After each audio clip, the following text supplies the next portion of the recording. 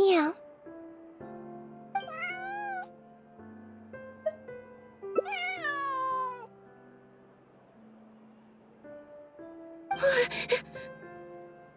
Oh, it's you. 1 second. Now activating chat mode. You made me jump there. I thought they'd finally caught me. Well, my heart rate did. Jumped up a little, I mean. Objectively speaking, the trouble was entirely of my own making. Half an hour ago, I was at Hotel de Boer for a drinks reception. It was to celebrate the successful opening of a show, but it was draining my energy. So, I waited for the right moment, then snuck away so I could switch to standby mode. Probably because I'm playing the lead role in the show? Is that so surprising? I'm always getting invitations to do solo performances. I just usually get Lynette to write back and turn them down. But then came the Fontanalia Film Festival. We took all the kids from the House of the Hearth out to see a film, and after it finished, they all started clamoring for me to try out acting for some reason. Even Lynette was chanting along with them. Anyway, it just so happened that a director called Mary had sent me an invitation right around then. I'll spare you the details, but basically, I ended up accepting it.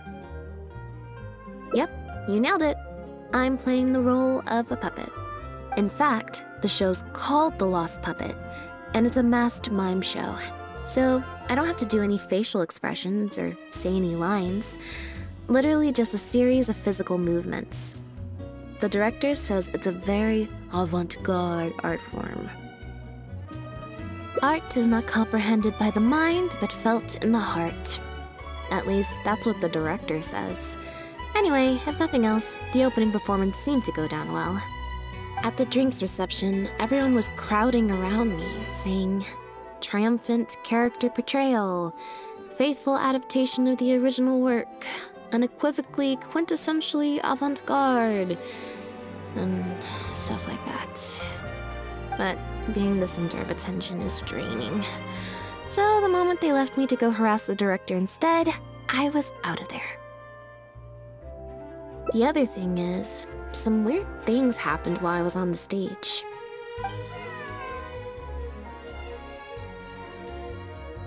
Oh, sorry, Bonnie.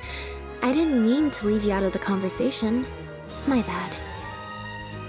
No, we just met. We bumped into each other right after I slipped away. Well, it'd be kind of difficult for us to communicate otherwise. Besides, I think she's taken a liking to the name. Haven't you, Bonnie?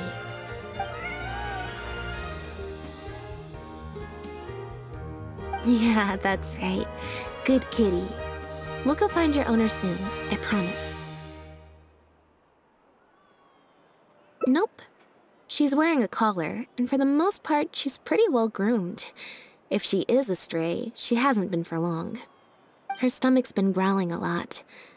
I guess she must have been missing for a few days now. As much as I'd love to hang out with her for a while longer, her owner's probably worried sick about her.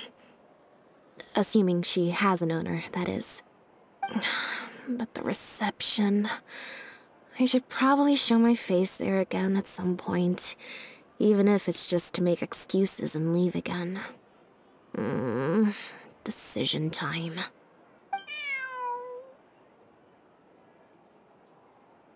Well, I just find it exhausting, thinking through all the different ramifications of different choices and so on. That's more Lenny's area than mine. So, unless it's something really important, I usually just leave the decision-making to him.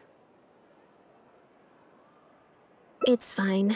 He got Ferminate to make me a little something for just this situation. Poof! A phaetometer. It looks pretty over the top, I know, but it's essentially just a box of cards. He kept the design simple, so it'd be harder to break. The way it works is, I pick a card at random, then look at the number on the card. Well, for example, if the number on the card is 5 or higher, I help Bonnie find her owner. If it's less than 5, I go back to the reception. I just have to believe in the bond between me and my cards, and my fate will reveal itself to me in numerical form. At least, that's what Linny said. Anyway, I guess I'll give you a demonstration.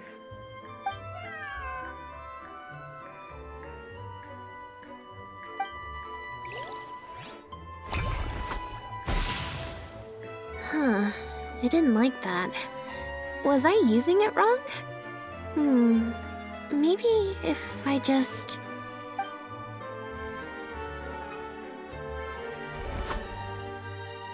Clearly, there's some design flaws to iron out.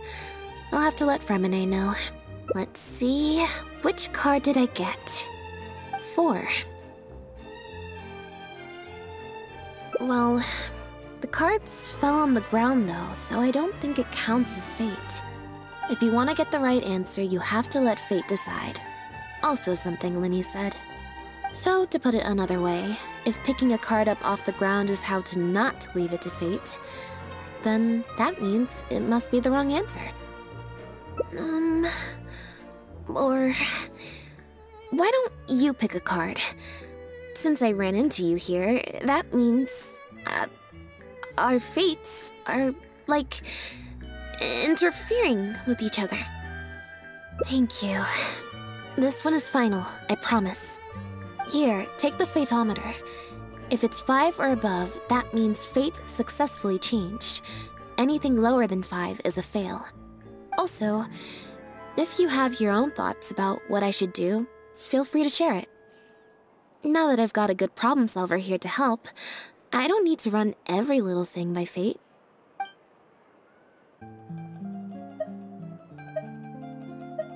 Huh?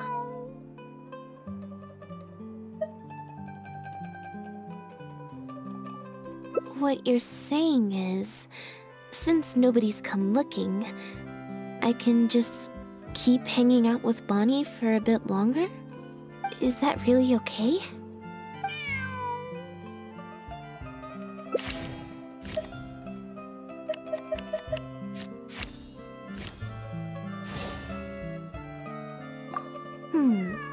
You make a good point.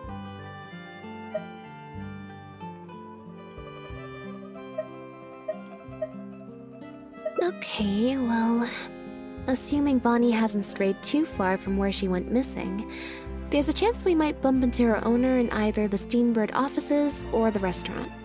So, stick around here in standby mode? Yeah, that suits me. Oh, good idea. Bonnie's definitely hungry.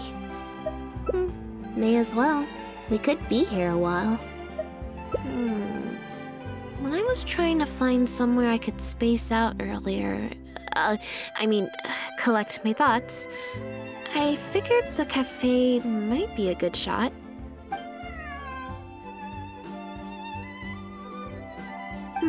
Alright then. Plan of action, spend the whole day spacing out. In standby mode.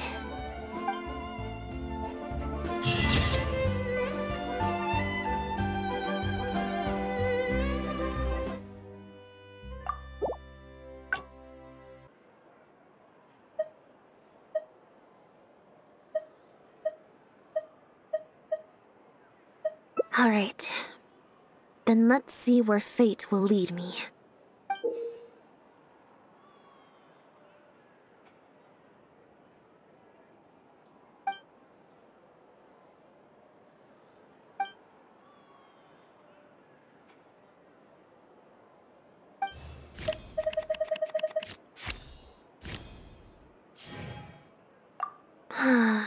Back to the drinks reception. There's 20 cards in total, numbered 1 to 20. So there's only a 1 in 5 chance of drawing less than a 5.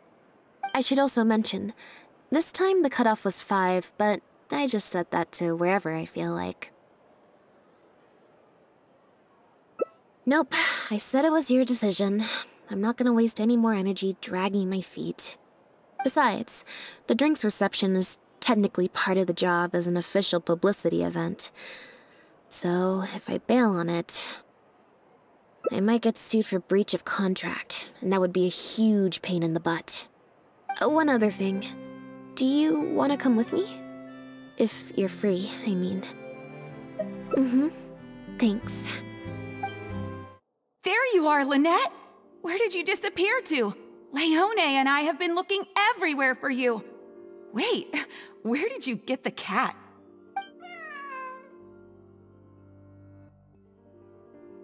I found her outside. Do either of you happen to recognize her? I don't think so. Could belong to one of the guests, I suppose. Fair enough. It was a long shot. So sorry we couldn't help you, Lynette.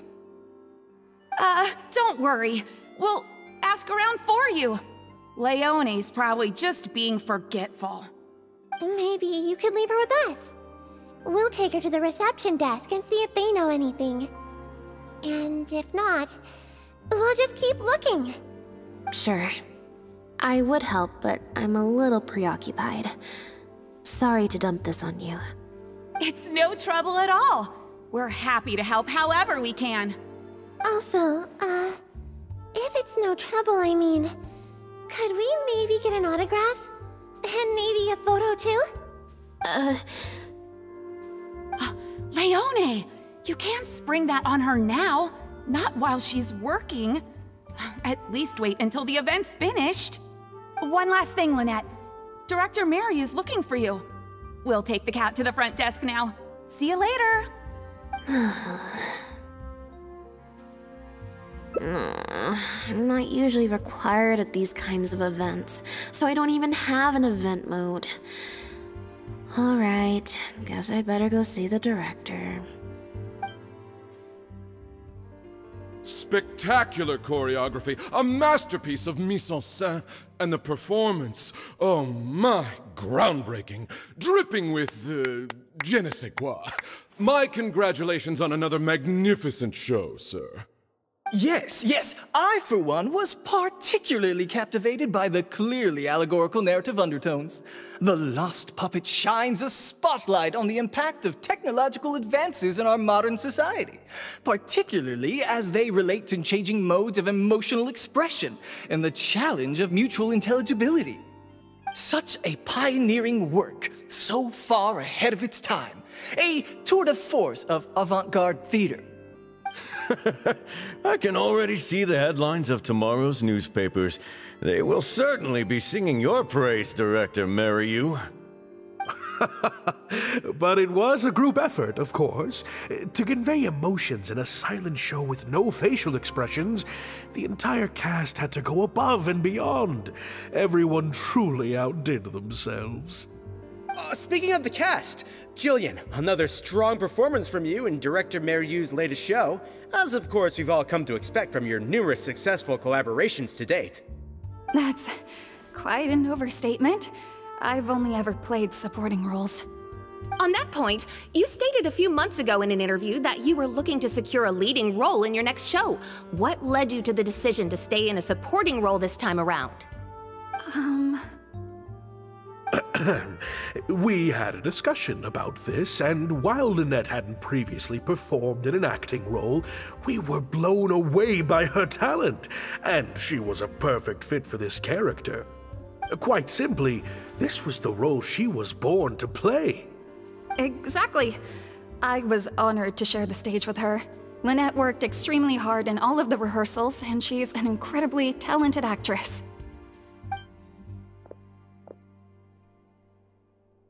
Oh, Lynette's back! Hey, Lynette, where have you been? Were you in standby mode? Some reports say you switched that state to recharge after a show. Ah, method acting, of course. Such a compelling portrayal of a mechanical puppet could only be achieved by an actor who lives and breathes their role even while offstage. Those seemingly stilted movements were in fact an inspired portrayal of the character. The ostensibly bad acting, in reality, was the product of supreme acting skill. Oh, I went outside and there was this cat there, so I played with the cat for a bit. A cat? We've long heard that you are a kind soul, as well as an incredible actress. No wonder your debut performance has garnered such popularity. This show looks on track to break box office records for avant-garde theater. Lynette, any words for the fans? Not really, no. I believe Lynette is trying to say that the act of performance itself is the actor's true means of connecting with their fans. Oh, I see. Lynette, any comments? Right, exactly. But don't you want the fans to know how you're feeling right now, after the hugely successful opening of your first ever show? That's true. I'm sure the fans would love to learn a bit more about you, too. How interesting.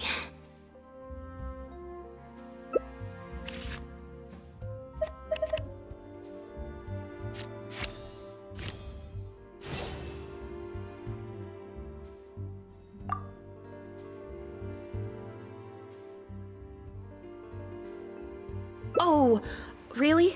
I'm so sorry. How rude of me. Huh?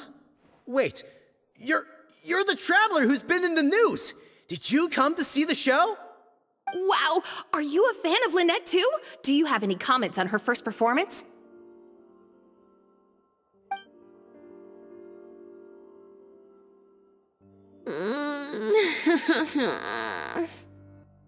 Yeah, it's just... Turns out, even with you here to share the load, I can't cope with this stuff, even in tea party mode.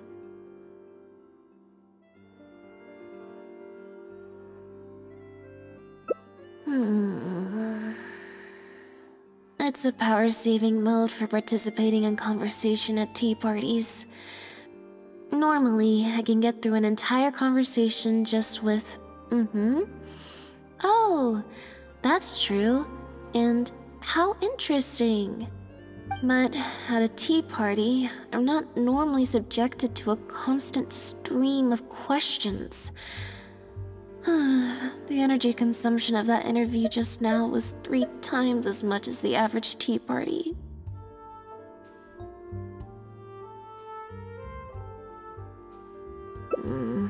I think I'd rather pray that I never have to do it again.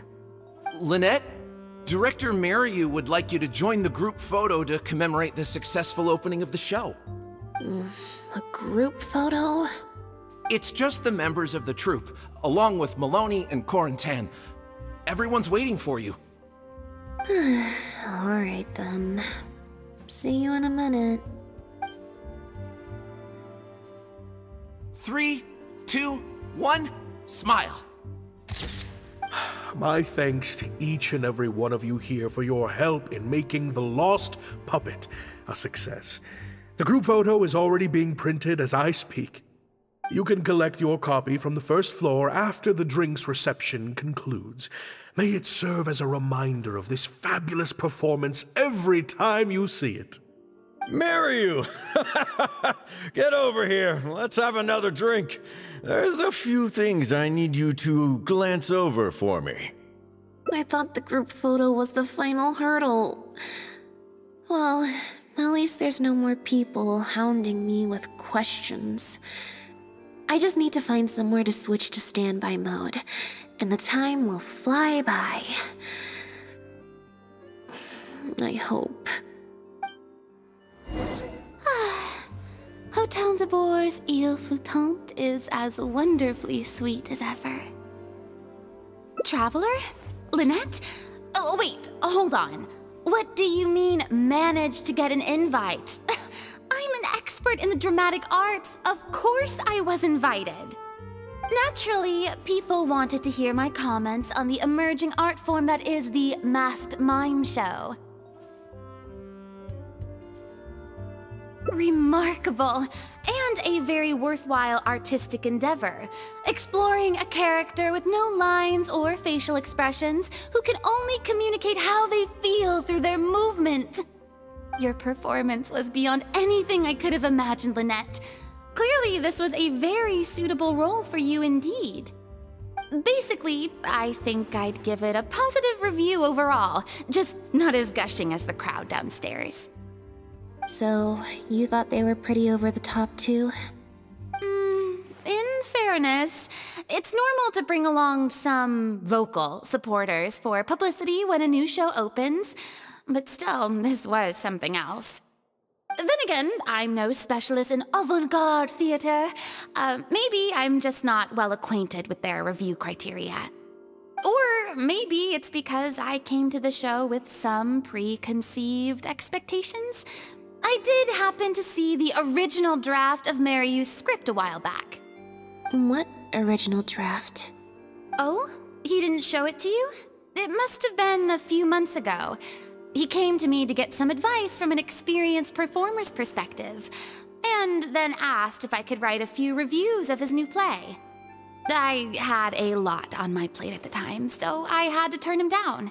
I only skimmed a few sections, but they seemed quite different from the final version.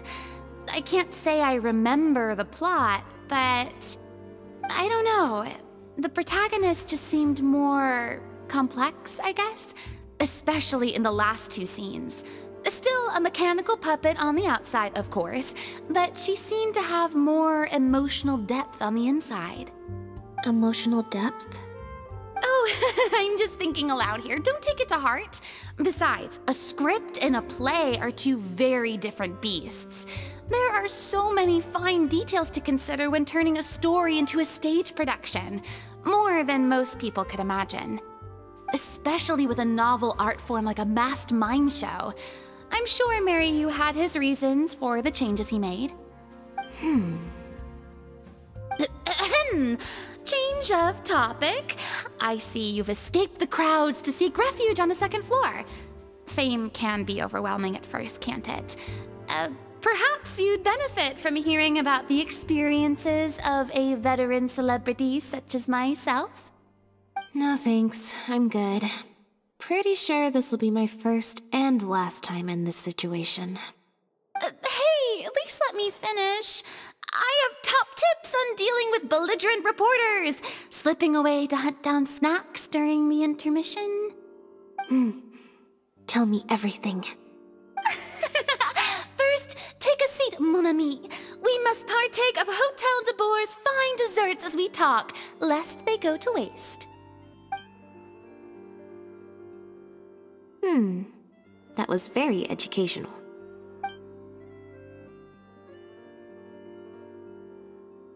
I expect most of the people downstairs have left by now. Time to grab my copy of the group photo and get home. The photo must be in this envelope right here. It's finally over. Thank you for sticking around for so long. If it wasn't for you, I don't know how I would have standby moded my way through the last few hours.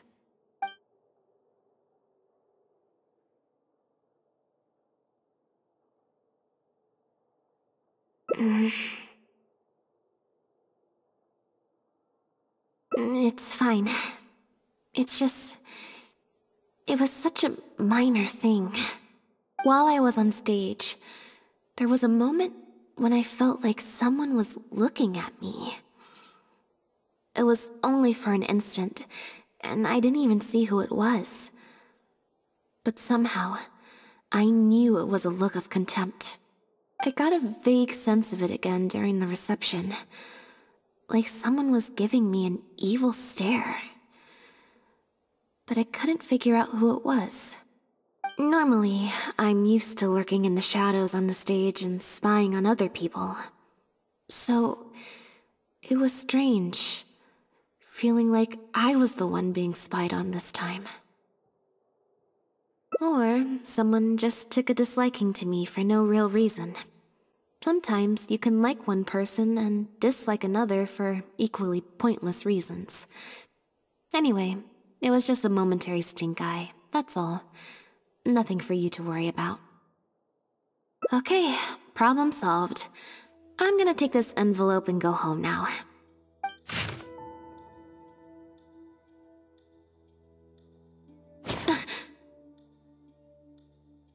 You have destroyed this work of art. Step down from the leading role at once. Based on the tone, I'd say threat letter is right.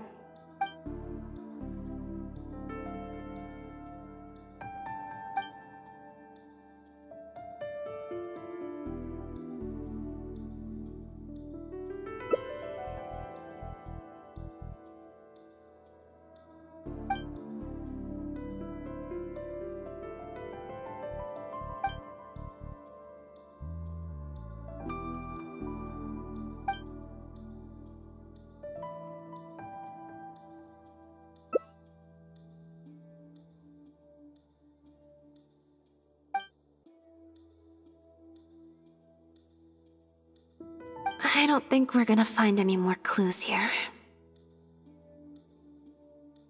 Yes, let's. Whatever destroyed means, it could have something to do with the original script that Farina mentioned. Also, I'm gonna have to ask you to stick around a while longer.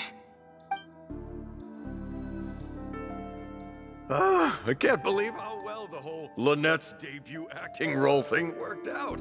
Even the avant-garde box office is lapping it up. How could I ever have doubted you? If you hadn't stuck to your guns and kept sending those invitations, this opportunity would have passed us by. See? I told you. All the times she'd refused in the past were all the more reason to keep inviting her, because it turns into a big talking point. Can you imagine if you'd gone with Jillian? You'd have been lucky to get half the ticket sales you've ended up with. True. Well, Jillian still needs to get a few more productions under her belt.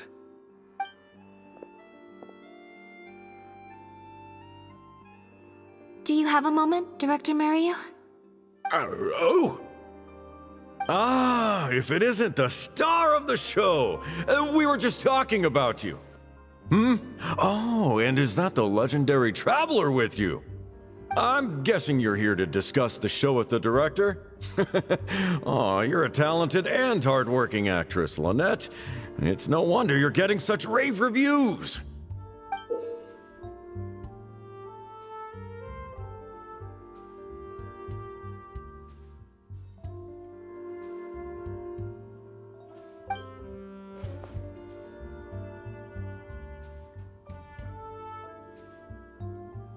I'll leave you artists to discuss your work in peace.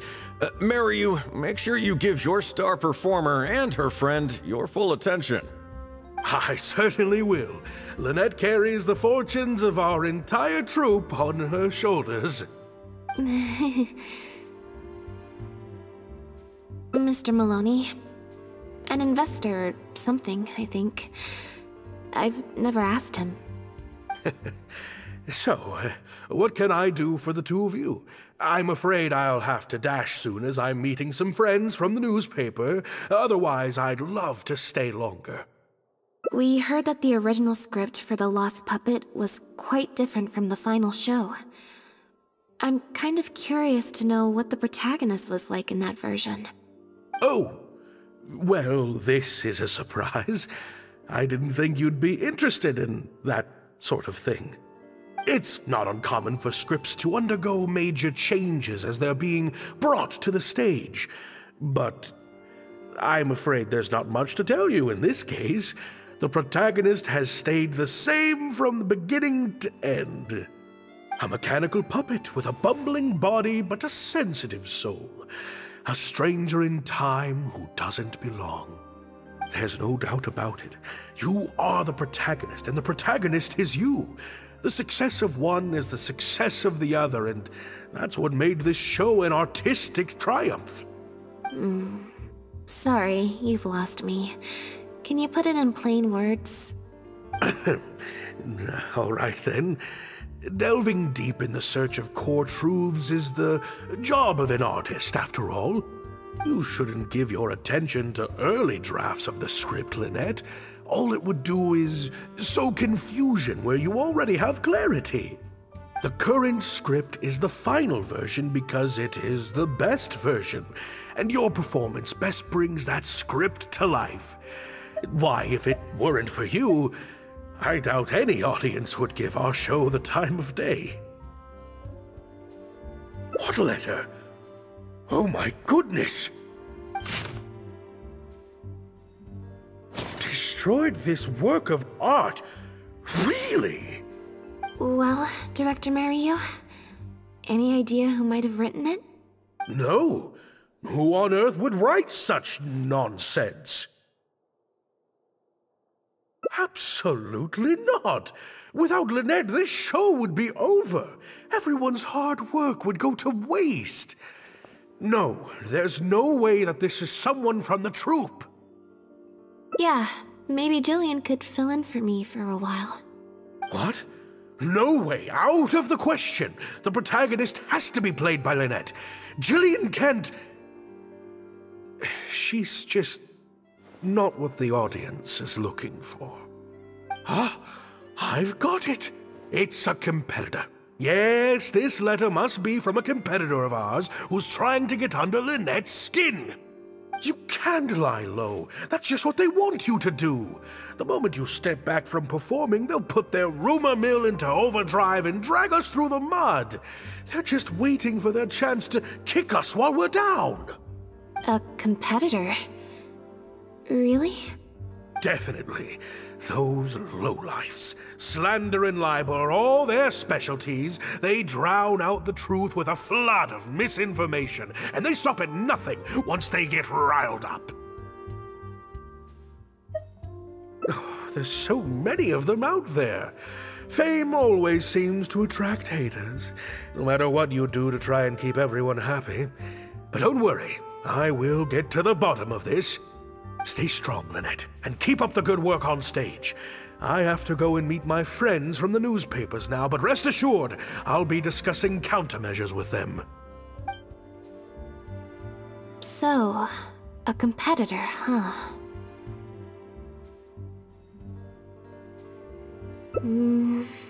I kinda doubt it. We've dealt with those types before. Usually their goal is to steal our venue for their own show, or to cover up a scandal by planting a story to divert public attention. But at the moment, I don't think anyone's got a reason to do any of that stuff. Let alone pull a stunt like this. A threat letter is quite extreme. Besides, when I felt that evil stare, I'm pretty sure it was coming from somewhere backstage. So that rules out a lot of people. I'm actually more concerned about Mariyu. When I mentioned Jillian, his reaction was pretty unusual. Especially since Maloney mentioned that the initial plan was to cast Jillian as the lead. Sounds like there was an original protagonist as well as an original script. I should probably go talk to her. Yep. She told me she lives in the Fleuve Sandra. Lynette? What are you doing? You're not welcome here. I've been to the Fleuve Sandra plenty of times before. This is the first I'm hearing about me not being welcome. Things are different around here. You might be used to a crowd of bootlicking morons fawning over you wherever you go, but not down here. We know what you are. Bootlicking morons? I don't know. I've never met this kid before. Gina, stop that! Go home now! Jillian! No buts. How many times do I have to tell you? That had nothing to do with Lynette. If you don't leave right now, I swear I'll never invite you to one of my shows ever again! Jillian! Just because Lady Farina speaks highly of you, it doesn't mean you're all that!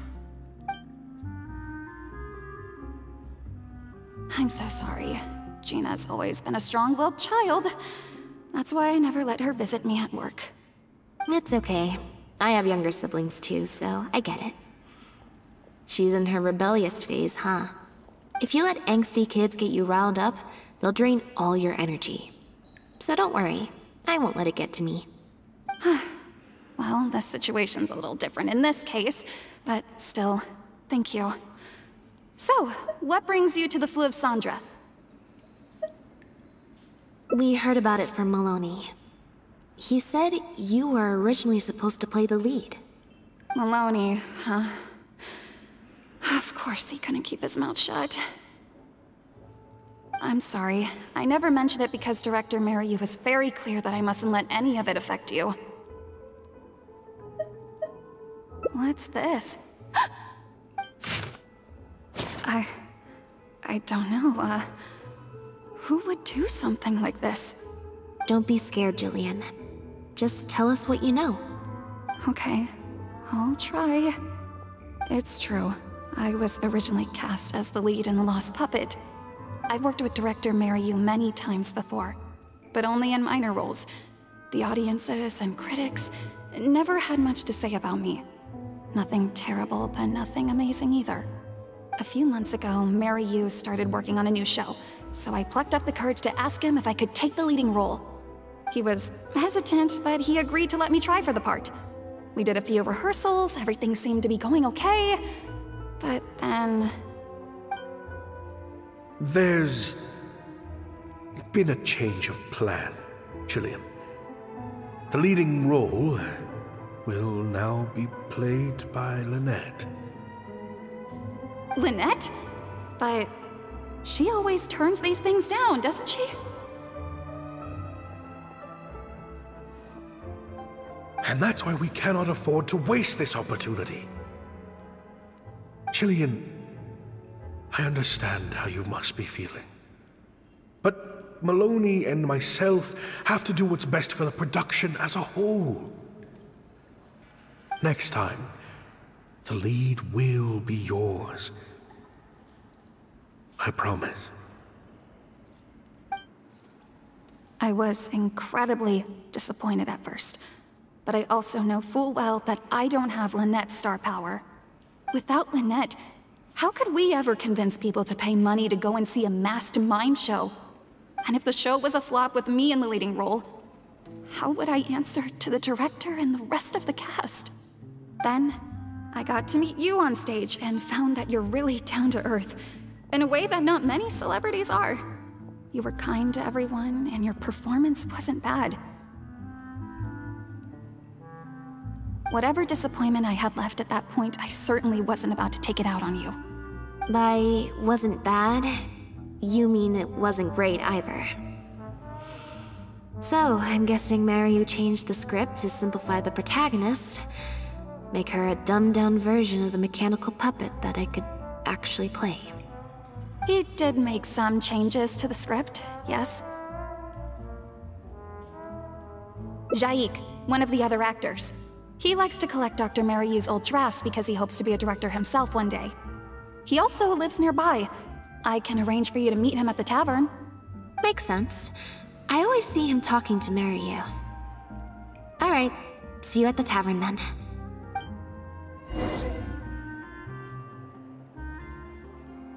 Sorry to keep you waiting. Jillian brought me up to speed on the situation. I'm here to help however I can. Here, this is the script you're after.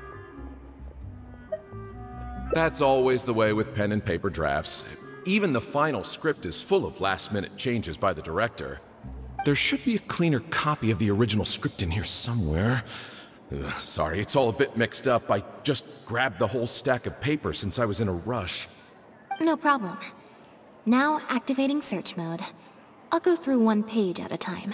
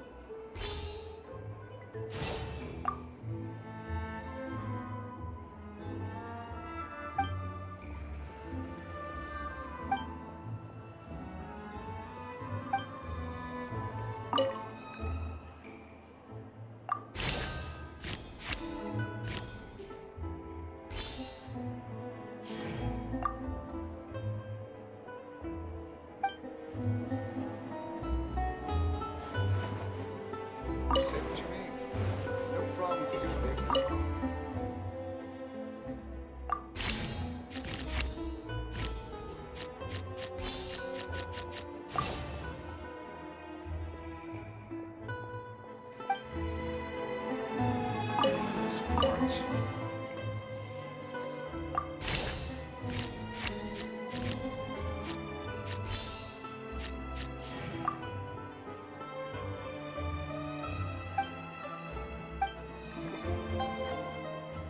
The protagonist returns to the ruins where she began and performs a dance in honor of her deceased companions.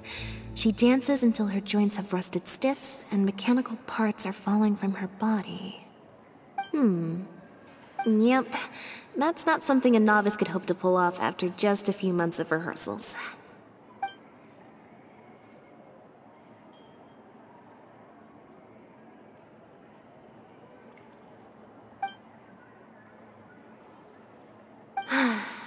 Frankly, I think that the original script is much better, and the original lead is the best fit. Jillian, shall I go tell Mariu to put you back in the leading role? What? Are you serious? But the next show is at the Opera Epiclese. It's such a huge opportunity. But not such a rare one for me, though, right? That's different. This isn't you as part of a magic duo. It's a chance to star as the main character in a show. You'll reach whole new heights of fame.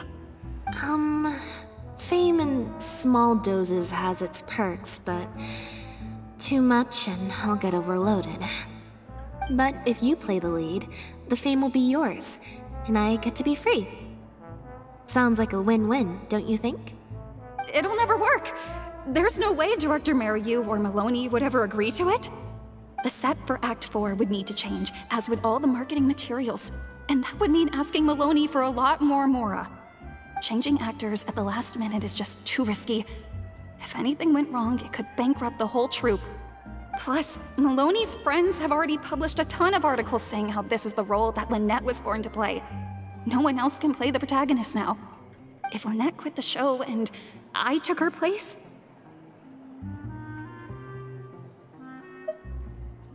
if Lynette left, they'd sooner stop the whole show than let me take her place. Stop the whole show? But all the people in the troupe, months and months of everyone's hard work would all be for nothing.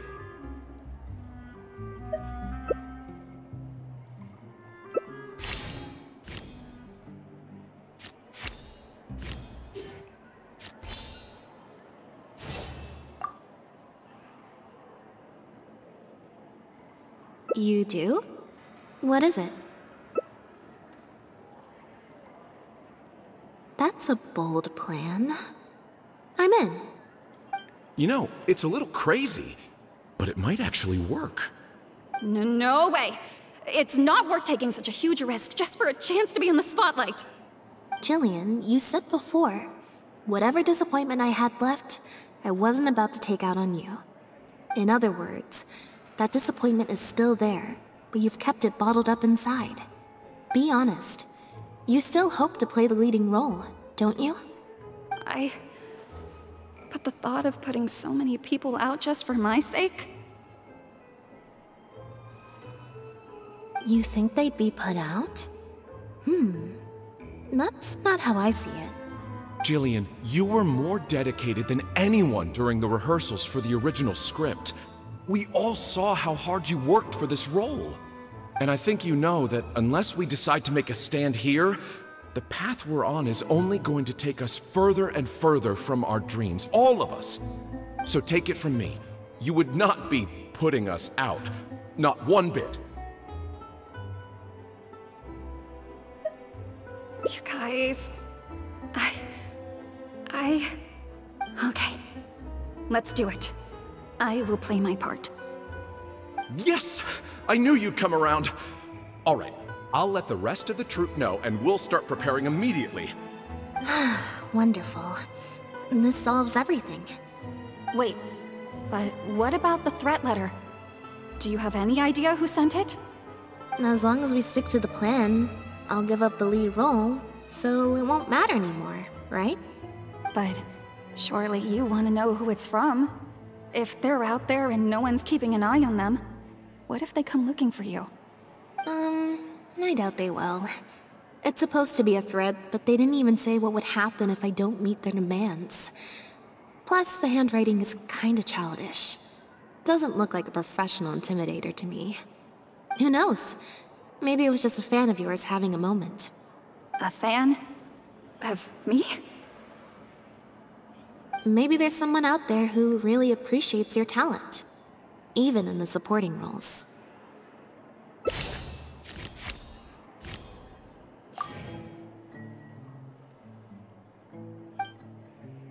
It's getting late. We should be leaving. Come on.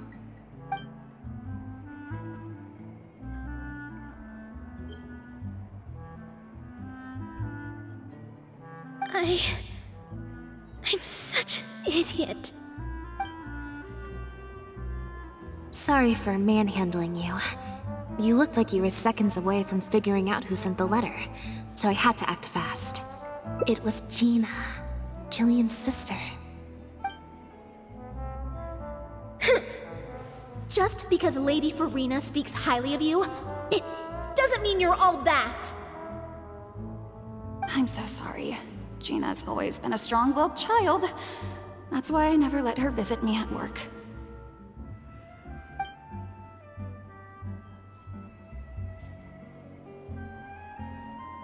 I guess she must have snuck into the drinks reception and overheard our conversation with Farina. She idolizes Jillian, both as an older sister and an actress. And she watched as the dream role Jillian had been waiting to play for so long got snatched away from her by some amateur who's never acted before. To make matters worse, all the critics were hailing this amateur as a perfect fit for the role, and even Fontaine's former biggest star was praising her abilities. Yeah, that pretty much sums it up. Like I said, getting angry at angsty teenagers is draining. Besides, if it was my younger brother or sister and they found out I'd been treated unfairly or had an opportunity stolen from me, they'd definitely do something far worse.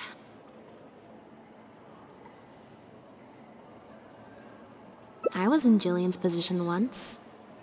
Back when Linny and I were starting out, before we got famous, we just had to take things a day at a time. Doing our shows, slowly trying to build up our reputation. So I can understand Gina's frustration. Still, she could definitely use some pro tips on how to write a threat letter.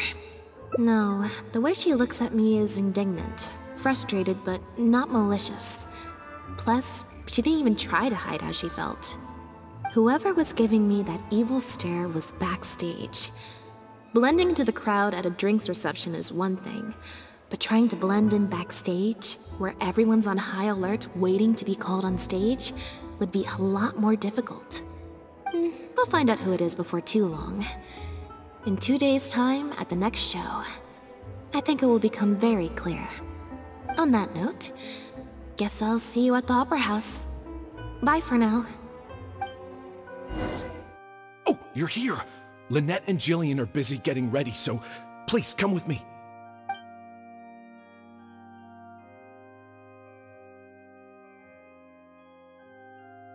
That puppet in the middle, is that Lynette?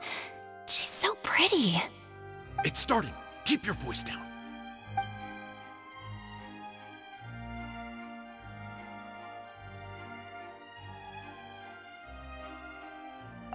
Wow, I thought it would be hard to follow, but in the end it was actually very clear. Even though her face was expressionless and she didn't speak the whole time, I felt like I could really understand how the protagonist was feeling.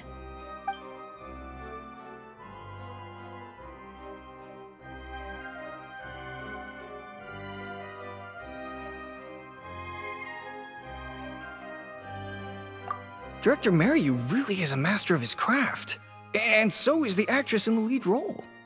I have a friend who saw the show on the opening day. They thought the critics overstated how good it was, but I gotta say, the protagonist is incredible. I can't believe it's only been a few days since the last show. Lynette's improved so much. Just wow! I'm speechless. Words simply cannot do justice to the sheer excellence we witnessed from Lynette on stage today.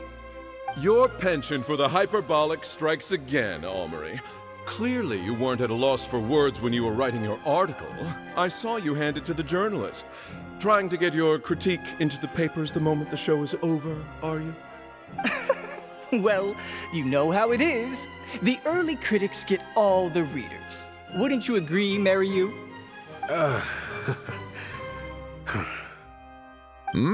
What's the matter?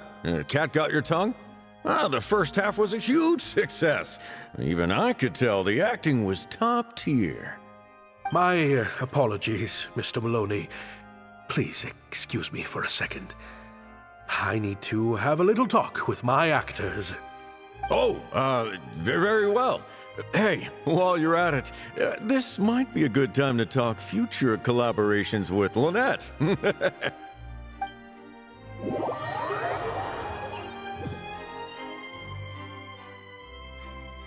Are you guys sure this is gonna work? What if Director Mariyu pushes back? We're already halfway there. We can't back out now. All we need to do is stick to the plan.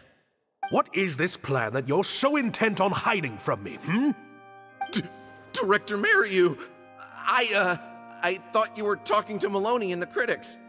Korantan and Armory have both finished their articles.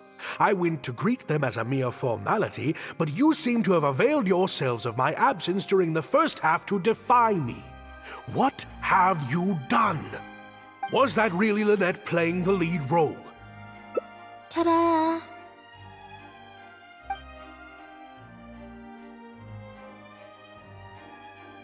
Director Mariyu? I was the one playing the lead role just now.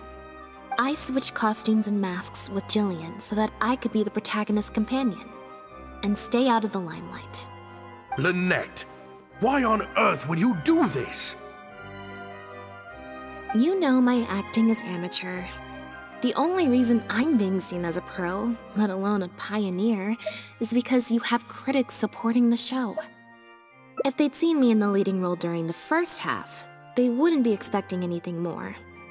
But what happens now that they've seen Jillian in the role? If you force me to play the lead in the second half, they'll be wondering, why is the actress suddenly giving such an underwhelming performance right at the climax of the whole story? These are just some of the questions that will be on everyone's minds during the second half. And those questions will follow them out the doors of the theater after the show ends. There's only one way for you to save your reputation, and that's to keep Jillian as the lead all the way to the end. Absolutely not! I'd sooner announce that we're having technical difficulties and need to stop the show. If I keep Jillian as the lead for the second half, what do you think will happen in the curtain call when she takes her mask off? Everyone will see that we've changed actors. What will your fans think? They're only here because of you, and what about all the critics who support you? If we get on the wrong side of them, it'll be the death of the whole show. There'd be tickets to refund, fines to pay for breach of contract. The whole troupe's hard work would go down the drain. Don't you see how much this would cost us? You can't just take a job on a whim, then abandon your responsibility the moment you don't feel like doing it anymore. You're playing games with other people's hopes and dreams. Director Mariyu, please. You're not being fair to Lynette. Actually, Jillian, he's half right. I did kind of take this on a whim. But my responsibility here is making sure you get back the role that belongs to you. And I guess part of that responsibility lies with me, considering I badgered you into accepting the job. Sorry I'm a little late to the show. Work's been keeping me pretty busy lately. Lenny? What do you want? Do you think you can snap your fingers and make all my problems magically disappear? That might be a little tricky, but instead, I could make something else magically appear. What's this? A draft complaint letter, my contract, your legal fees, reimbursement for the ticket, and an advance on the penalty fee for breach of contract. Mr. Mariyu, I'm stepping down from the leading role, regardless of whether you choose to cancel the rest of today's show. If you do suffer unforeseen financial losses from this, you're free to seek damages as per the contract. And if you want to file a lawsuit, there's a draft here that you can use if you need it. What? I can't believe this. You're literally handing me a lawsuit against you with a straight face. Of course. All this Mora, it's a pittance to you, isn't it? Must be nice to have the luxury of prior success and fame. Look at us. We're huge stars. One minute we want to go on stage. The next we feel like backing out of the contract. But that's okay. We're famous. We can afford it. You have no respect for other people's work. You're treating other people's hopes and dreams like a big joke. You don't give a hoot how much this show means to other people. You don't even care that the whole production might have to shut down because of you. That's not true. I do care. And I'm under no illusion as to how much this show means to you. Oh, brilliant deduction there. Of course it means a lot to me. This is my show. That's the only reason I asked you to be in it in the first place. Really? Then why do your eyes tell a different story? The way you look at me, it's full of contempt. Almost as if I've destroyed your work of art.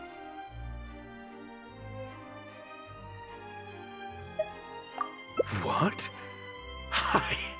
I would never think that. A couple days ago, I asked some associates to do some digging for me. I was interested to know who else you invited to play the lead apart from Lynette. Surprise, surprise. Turns out that all the other famous actresses you asked either had prior commitments or weren't a good fit for the role. They all turned you down. And I would have turned you down too, if not for an unlikely set of coincidences. You didn't send those invitations because you were looking for a better actress than Jillian, but because your investor wanted a big name in your show, right? Director Mariyu. To get Maloney on your side, you chose to make Jillian the understudy, and then look for an opportunity for her to take the lead. I bet you were torn at first, weren't you? Do you stick to the tried and tested formula? Choose Lynette, use her celebrity to get the critics on your side so that you and your investors can line your pockets? Or do you choose Jillian, so that you and your longtime collaborator can stage the show of your dreams, the original, unedited version of The Lost Puppet? Oh, I didn't betray myself. You mentioned prior success and fame earlier, but you're a well-known director yourself, with countless works to your name. Wouldn't that make you successful too? Or maybe, deep down, none of your current achievements really count as success to you. Right now, you have an opportunity to send Jillian onto that stage and perform the second half as you always imagined it, faithful to your original script. Your work would be displayed for all of Fontaine to see, in its true, perfect form. Did you say perfect? Or will you act now before Maloney and the critics can protest and make your dream come true on the stage? And Jillian's dream. In fact, the dreams of the whole troupe. The whole troupe? Director Mariyu. Actually, most of the money Lenny brought came from us. We all chipped in. We've worked with you for many years now. Your troupe has been here for you all the way from the empty theaters where we first performed to the Opera House today. We watched as you slowly started down a path you used to despise, the path of powerful connections, drinks receptions, backdoor deals with critics, and collaborations based on fame instead of talent. But But this is just a temporary measure. I did it for the good of the troupe. And besides, this is how the whole industry works. Everyone else is doing it. Yes, we know. Back when you started, you had to bite the bullet and do these things to keep the troupe afloat. But then what happened? You began to embrace these methods more and more, becoming so reliant on them that every show you put out is overhyped by the media, and every script you write is edited to suit some celebrity's needs. Surely you must have noticed what's happening. While we've been performing at bigger and bigger theaters with each show, the applause is getting quieter and quieter each night, and the criticism from people who've seen the show is growing. Maloney's friends are sycophants. They don't care if the audience is disappointed because the show doesn't live up to their glowing reviews. They praise the things they like and skirt around the things they don't. Look, I know everyone's using the same promotional tactics, but does that really make it okay?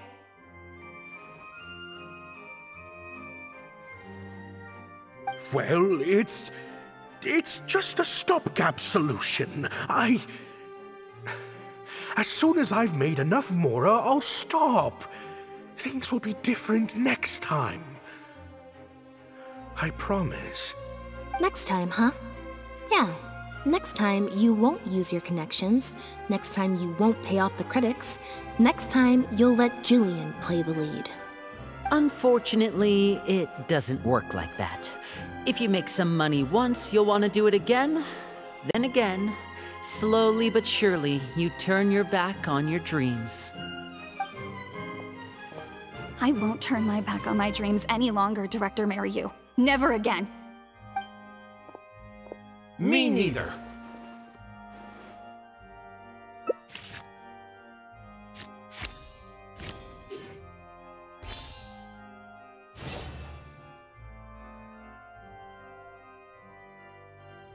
I had dreams too.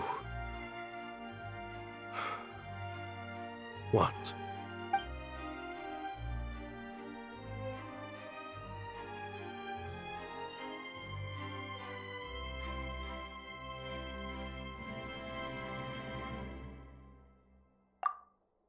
Huh. The plot here seems a little different from what the reviews said.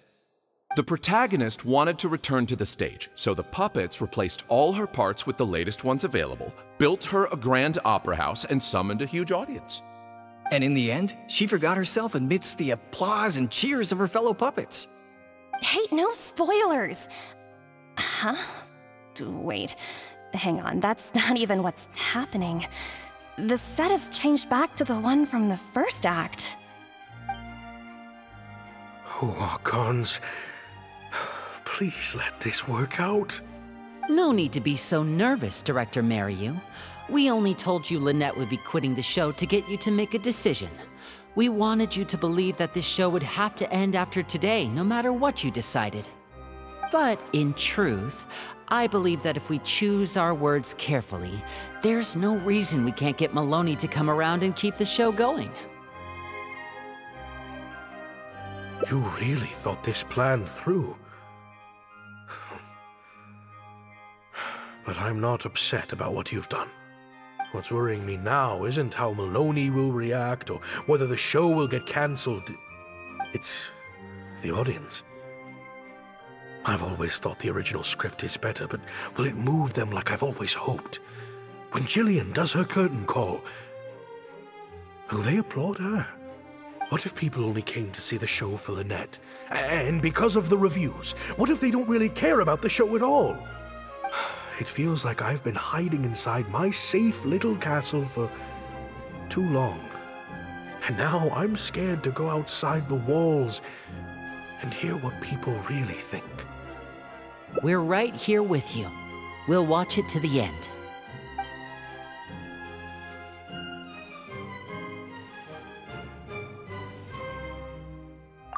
Wow. Okay, this ending is much better. I love how they brought back the set from Act 1 and gave it a whole new meaning. What a fantastic twist. Time for the curtain call. It's the moment of truth. The applause continue after I take off the mask. could always leave my mask on. No one would ever know.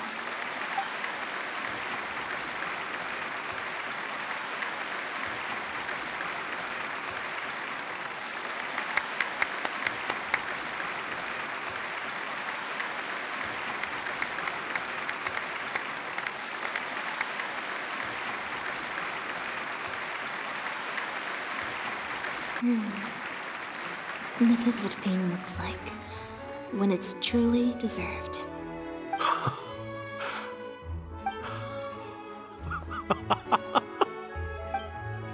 Jillian, you were amazing!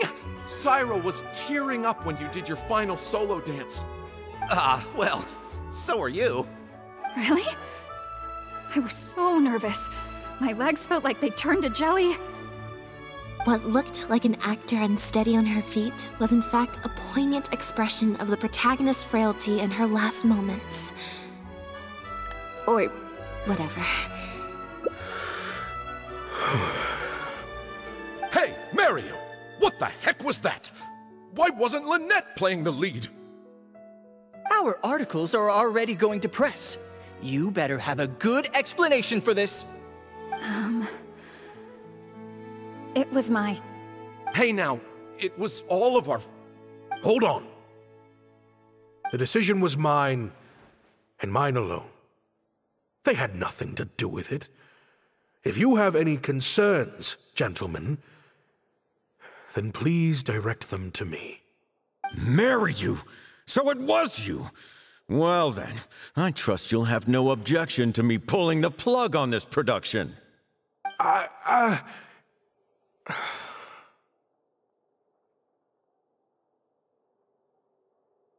Director Mariu, Mr. Maloney, what on earth is going on? Why was Lynette not in the lead role?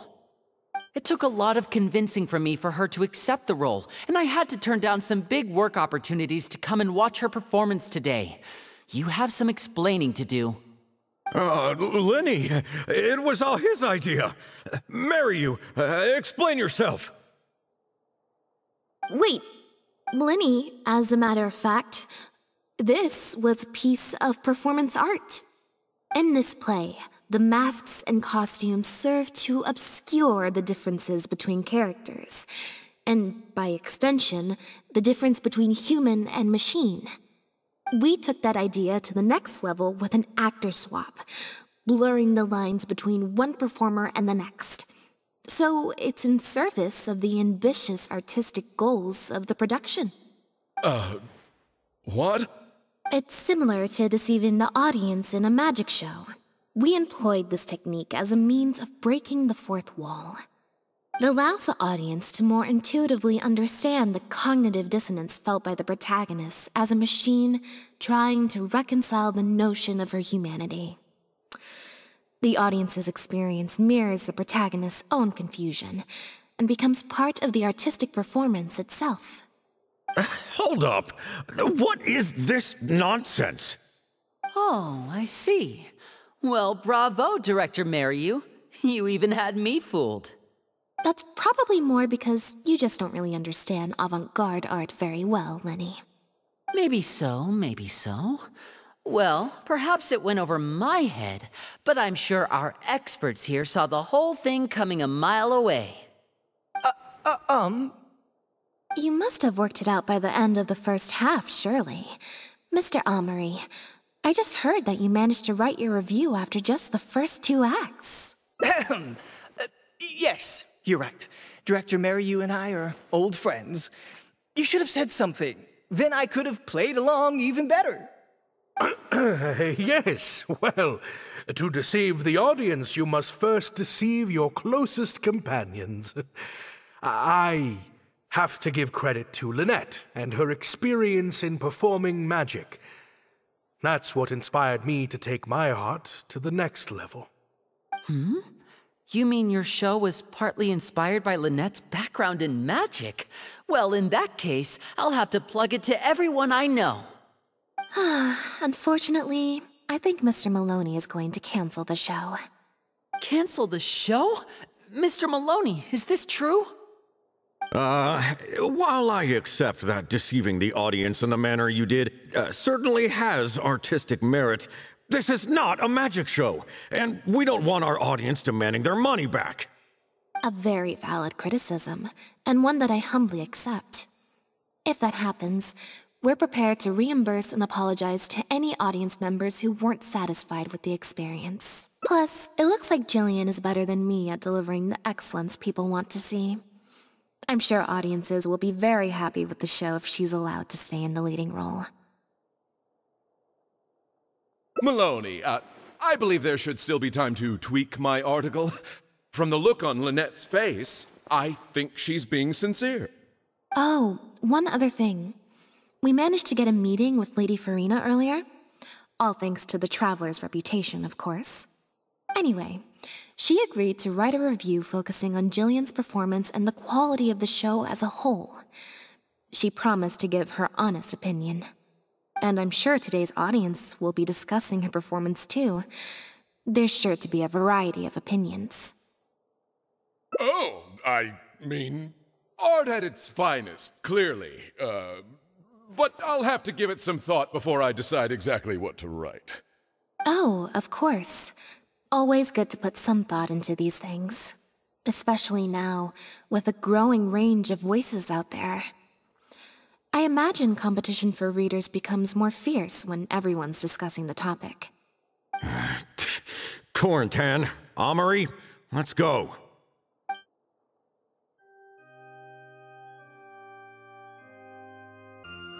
Thank you both so much. Without the two of you, who knows how much further down that cynical path I would have gone. I always told myself that once I'd made enough mora, I'd get back to doing what I loved. But somewhere along the way, I started to lose sight of what that was. Just like those critics with their dishonest reviews, I became all about the trappings of success, at the expense of the art itself. You're right. Yes, I'm a very lucky man. Anyway, enough about my problems. What are we going to do about the threat letter that Lynette received? I've been looking into it a lot over the past couple of days, but it doesn't seem like it was one of our competitors after all. Ah, yes, about that. Lynette, do you have a moment? Wait, you're Jillian's sister, right? I'm sorry. Gina insisted on coming to see Lynette. I couldn't stop her. Lynette, I'm sorry!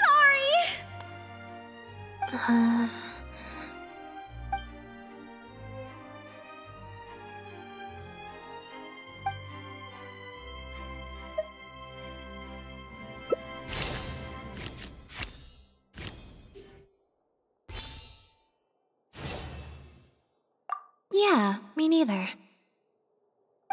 Wait, but... Oh, do you mean when we ran into you at the Full of Sandra? And you said some mean things to me? As I recall, you were only trying to look out for your sister. It was just a few words spoken in anger. Don't worry. Whatever it was you said, I've already forgotten. Oh. I see. Well, it sounds like Gina knows what she did was wrong. Owning up to your mistakes and committing to do better in the future is what counts.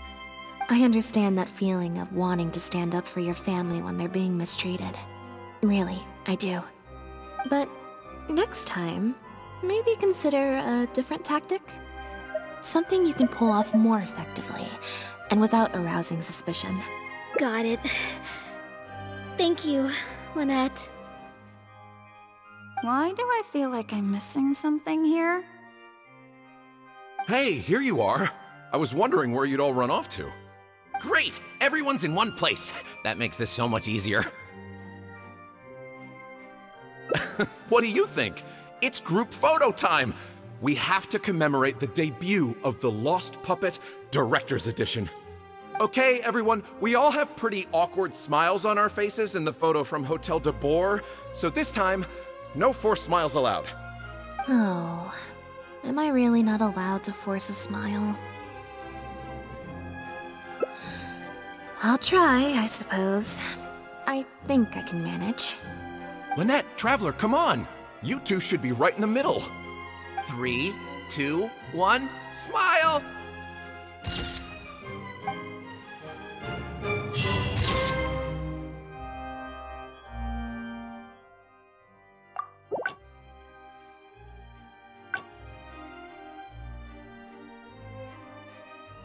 That letter? I was the one who wrote it. What? Gina? So it was you? Director, it's time for... Oh, okay. Weird energy here.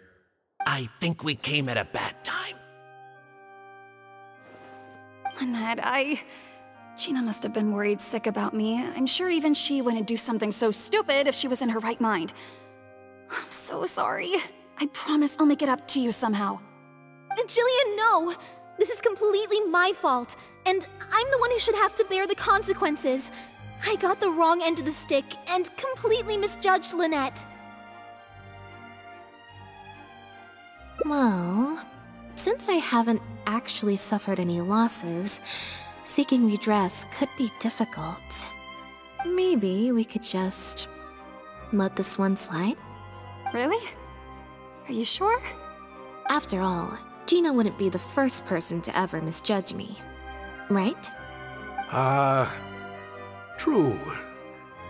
True. In any case, I think we can all agree it was a misunderstanding and nothing more. No need to overcomplicate things. But still, I was wrong to write that letter. I should own up to my actions, make it up to you in some way. If that's what you really want, then how about helping out backstage? Huh? Backstage? The crew could always use an extra hand. Plus, it'll give your older sister a chance to keep an eye on you and stop you getting into any more trouble. Thank you, Lynette. Really, thank you so much.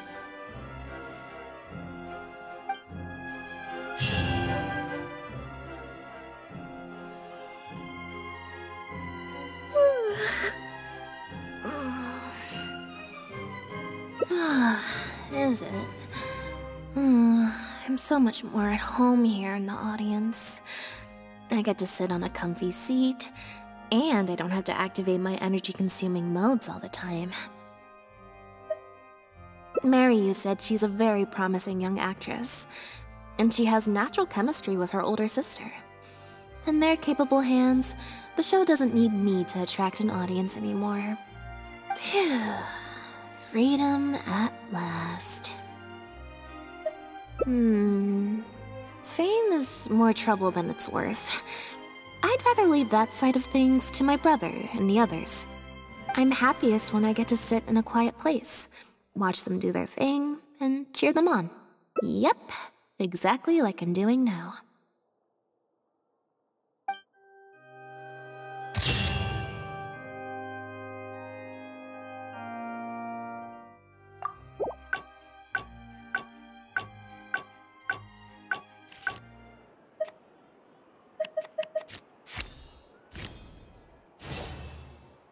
So, we're looking for Bonnie's owner? There's 20 cards in total, numbered 1 to 20. So there's only a 1 in 5 chance of drawing less than a 5. I should also mention, this time the cutoff was 5, but I just set that to wherever I feel like.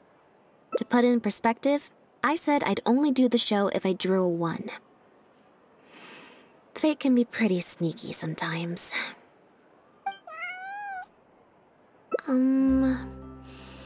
I think I'll go to the Steambird and see about putting an ad in the paper. You wanna come along? I think Bonnie wants you to come with.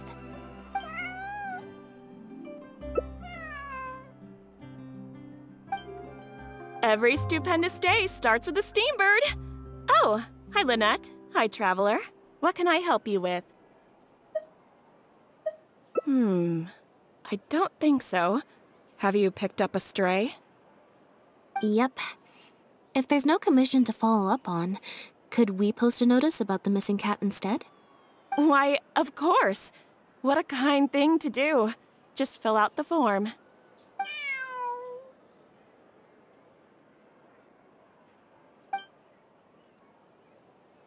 Well, we've registered you as missing. You can stay at my place until your owner finds you.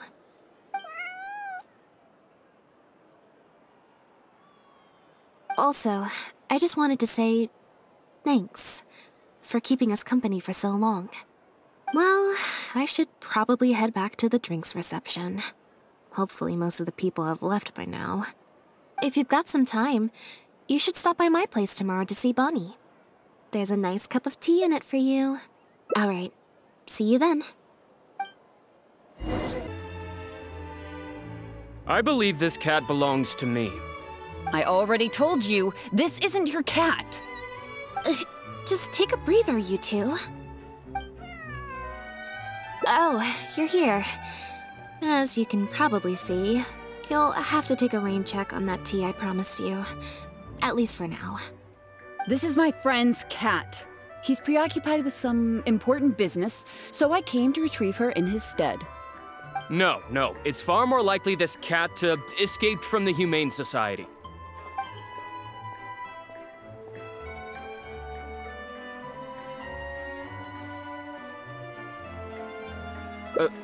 Bonnie? That's the name I've given her in the meantime.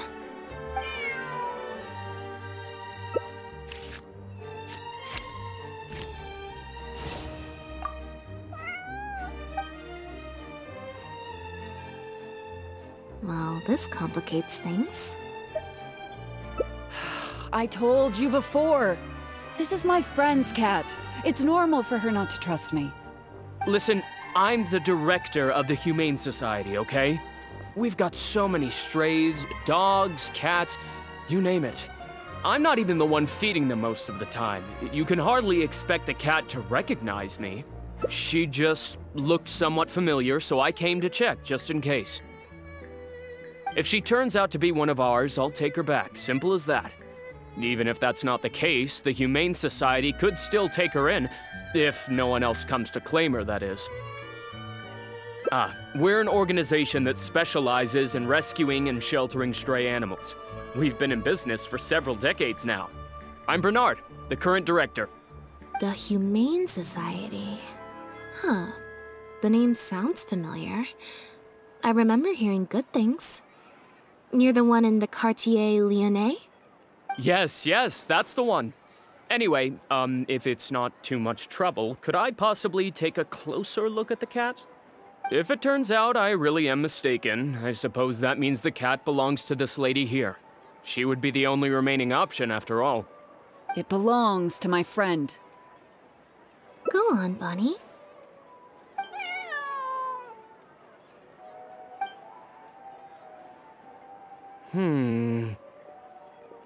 Oh, nope. Looks like I was mistaken.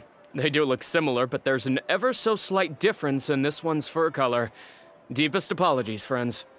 Well, I suppose this means I still have a missing cat to search for.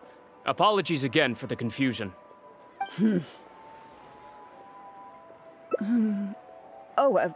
Yes, exactly. Wait a second. You lied earlier, didn't you?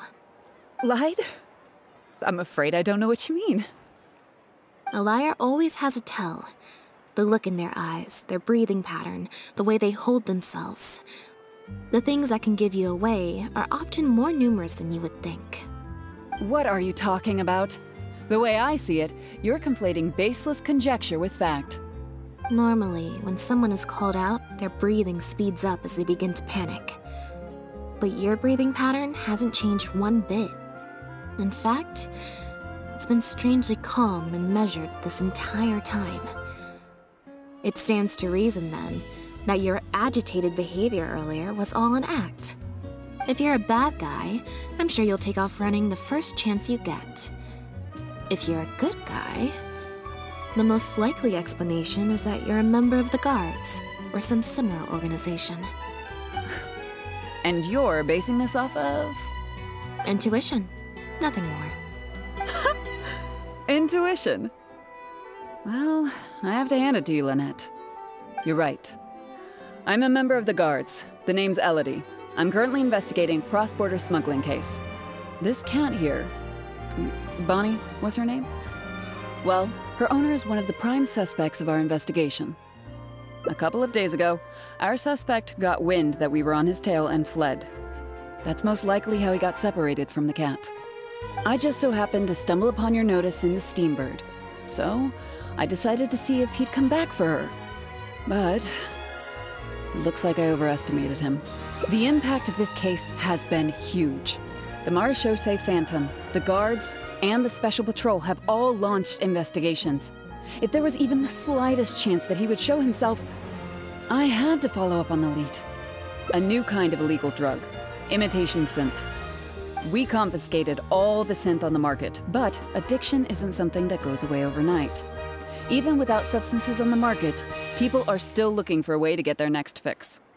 And criminals are all too eager to capitalize on that addiction.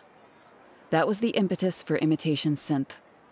Needless to say, a small-scale market opened up very quickly.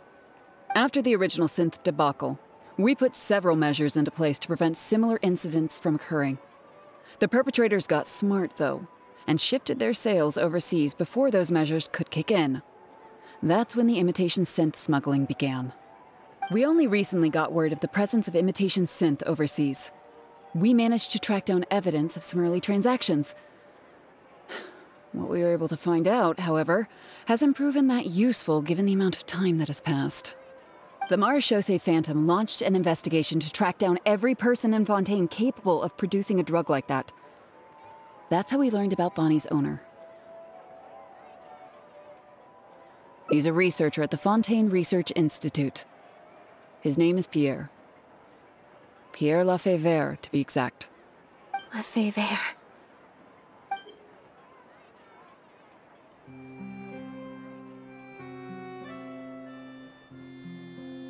The Marechaussee Phantom found him in Poisson. In addition to the cat, he also had a pendant with him. At first, there wasn't much cause for suspicion. A search of his house didn't reveal much to go off of either.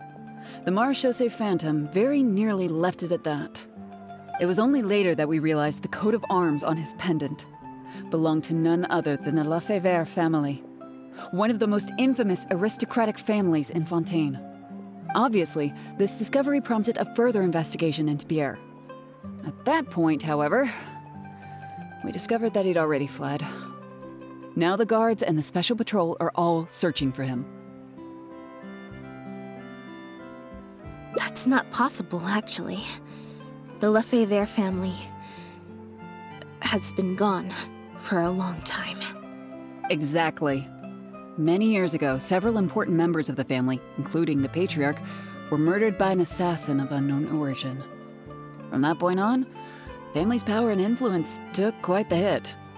The family is engaged in all manner of crimes. As you can imagine, there's no shortage of people waiting in the wings to take their revenge. And with the family severely weakened, they were able to do just that. Most of the remaining family members succumbed to sickness or hunger. The ones that survived are currently living out their days under a new identity. Pierre is one of those very survivors. He's been hiding away in the Fontaine Research Institute all these years. His true identity unbeknownst to all. Until now, that is. Well, my fellow guards have told me all about how smart and courageous you both are. And I know you possess a strong sense of justice. There could be a chance that Pierre, or one of his accomplices, might attempt to get close to Bonnie. Now that you've been briefed on the situation, I was hoping you'd help us keep a lookout.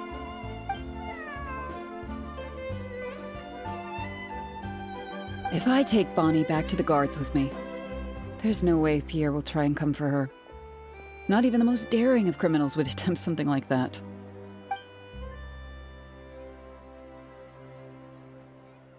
I have to admit, I'm not holding out too much hope that Pierre will come back for her.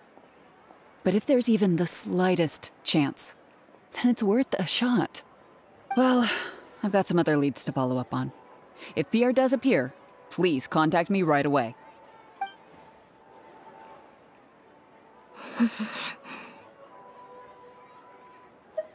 It's nothing. I'm fine. It's just... the head of the Lefebvre family. He was the eminent person who kidnapped me all those years ago. It was at a dinner party. Someone tricked me into boarding the Lefebvre family carriage. Whoever it was, they took me back to their home. But before anything worse could happen, Father intervened. Yep. Father was the one who orchestrated the fall of the Lefebvre family. That's what led Lenny and I to join the House of the Hearth. After all these years. I never thought I'd hear the Lefebvre name again.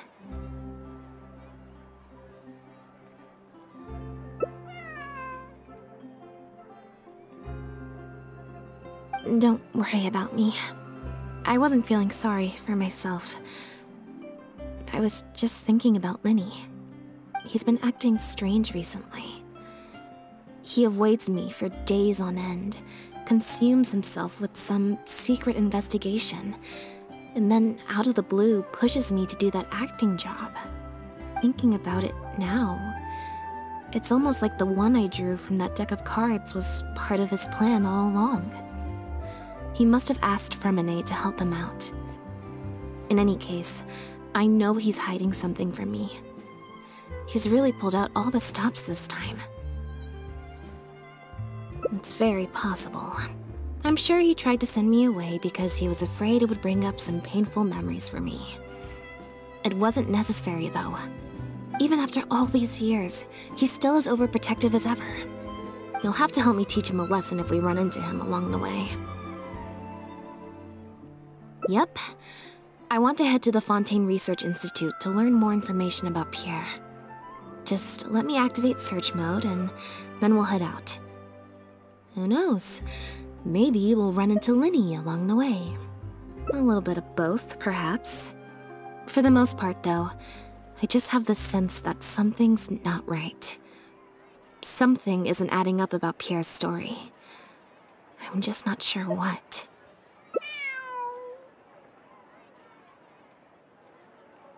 Okay, I'll write a letter explaining everything to the crew. Once that's done, we can head out. Lynette, you're, not at rehearsal? You can drop the act, brother. In fact, I don't think either of us will have a need for acting anytime soon. You should know better than to try and keep something from me. You've never been able to do that, even when we were kids. And that's why I tried to distract you with the masked mime show. But I guess you're just too good. Care to introduce us to your new assistant? This is Officer Shovras, captain of the Special Security and Surveillance Patrol. You may have met her already. Nice to see you. I should clarify something. Mr. Lenny's here at my invitation, not the other way around. To borrow your expression, Miss Lynette, I suppose that would make him my assistant more than anything. We've brought on Mr. Lenny as a consultant in the past.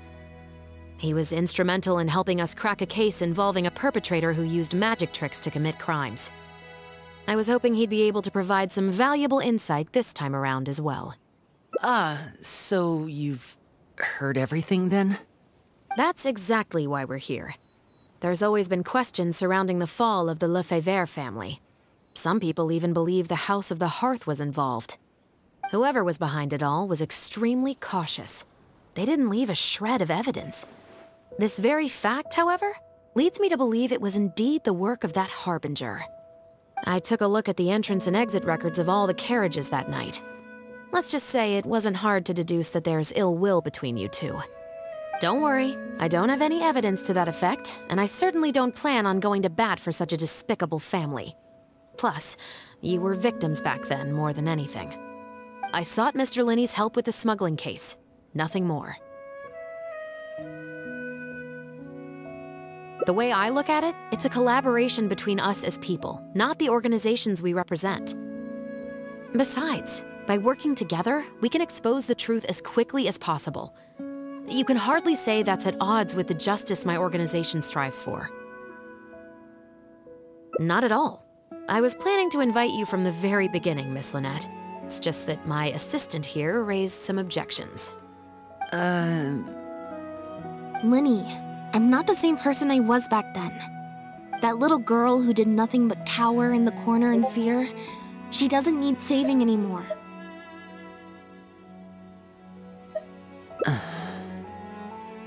I'm sorry, Lynette. You're right. I let my concerns get the better of me. Oh, and the next time you want to distract me, you should try a different approach.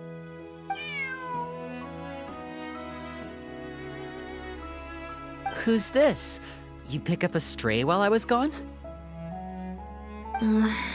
It's a bit complicated. I'll explain later. Anyway, her name's Bonnie. Well, if there are no objections, then I suppose the only thing left to say is... Lynette, Traveler, welcome to the team.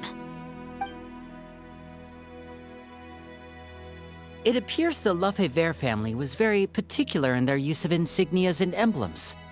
The family would use different emblems to mark differences in status, blood relation, and the like. In fact, the insignia that was discovered on the pendant was used to represent an illegitimate child. It's highly likely. That very status might have been what allowed him to emerge from the fall of his family relatively unscathed. It would also explain why he was able to assume a new identity as a researcher with relative ease. We discovered something interesting, though. After talking to some of his co-workers, it appears he pretty much works at the Institute in name only. He's practically been cast out. Apparently, Pierre was once addicted to synth. He tried to use the resources at the Institute to create a substance with a similar effect.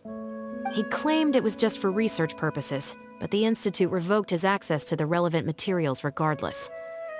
He was placed on disciplinary leave, pending a thorough investigation of his actions. But it seems the Institute ran into some trouble along the way. Could have been a lack of personnel or a timing issue. In any case, they had to table their formal investigation into Pierre. Unfortunately, that also included reporting any relevant information to the higher authorities. As for his family background, it appears none of his co-workers at the Institute were aware of that information. All they could tell us was that he was quite the recluse.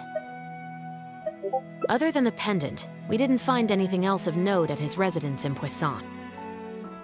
Based on the samples of imitation synth we've been able to analyze, it appears the substance leaves behind strong traces wherever it's produced or stored.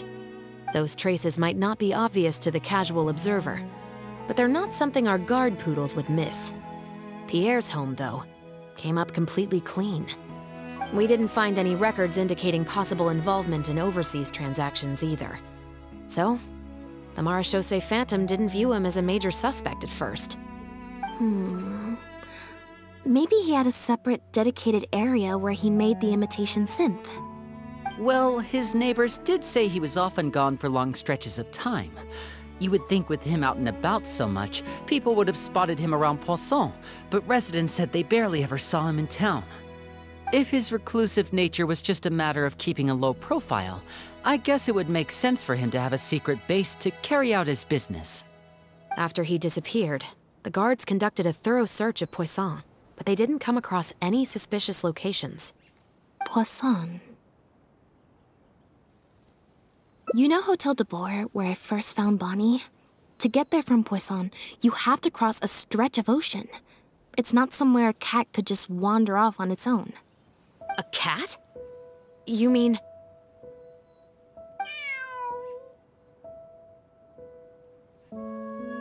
Bonnie is Pierre's cat. Oh, that's right! When the Marechaussee Phantom first tracked him down, I remember there being something about a cat in their report. So this is her? From what we've learned about Pierre's habits, he doesn't seem like the type to venture out without a purpose.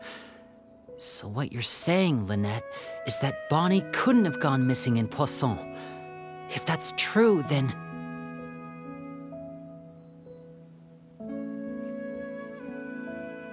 Exactly.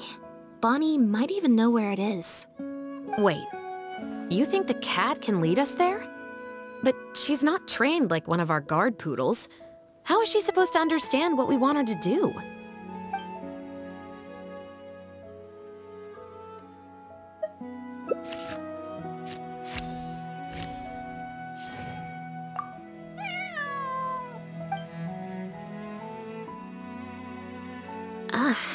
Guess she's a little skittish around strangers. Meow. Meow meow. Meow.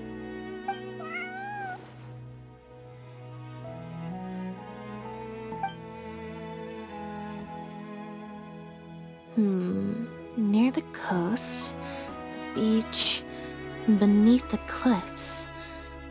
The place we're looking for is most likely north of the Court of Fontaine. Well, I've certainly never taken a witness statement like this before. Well, if it works out, maybe it's something worth getting used to. Cats and humans are actually pretty alike. When it comes to communication, most of what we want to convey can be accomplished through body language alone. But humans tend to rely too much on speech to ever take advantage of that fact. Of course, body language has its limitations. You're not going to be able to get across anything too complicated. The important thing is that we now have a lead. Let's try and find a place that matches the clues Bonnie gave us.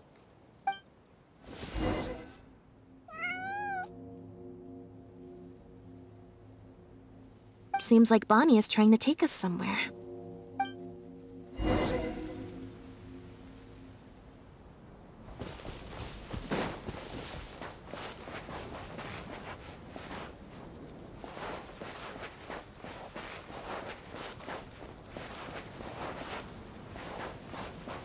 Gardamex ahead. Look out!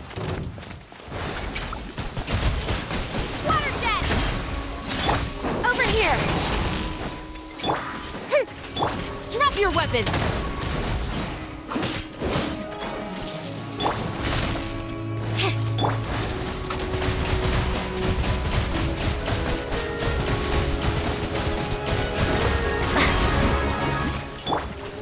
Stop right there!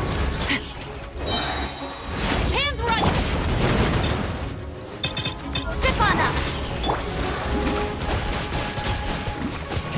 Water jet! Let the magic begin! Drop your weapons! Wipe out!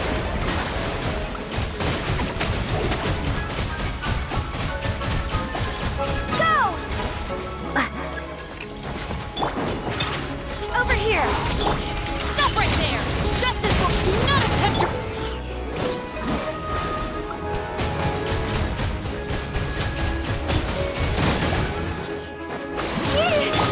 A shifted reprise! Cue the spotlight! Step on up!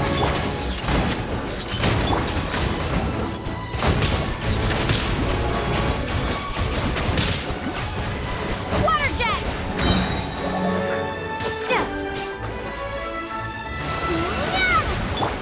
Surprise!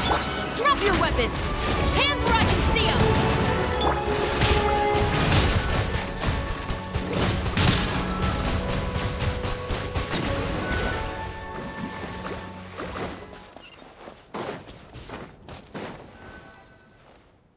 Wow, Lynette, you found this place so easily. If I thought there was any chance you'd say yes, I'd recruit you into the Special Patrol here and now, no questions asked. Sounds familiar. I pretty much receive letters daily from people trying to poach her from me. Let's just focus on our search. There's a lot to investigate.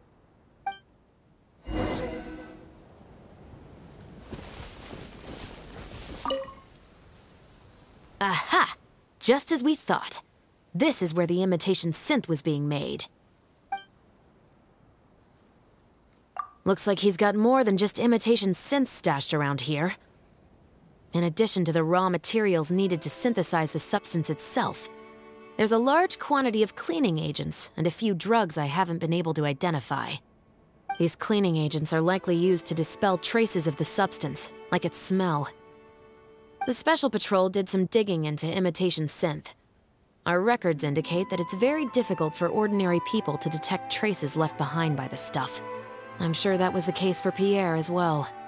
It must have taken a considerable amount of time and skill to ensure all those traces get washed away.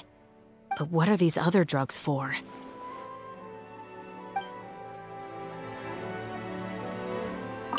But what are these other drugs for?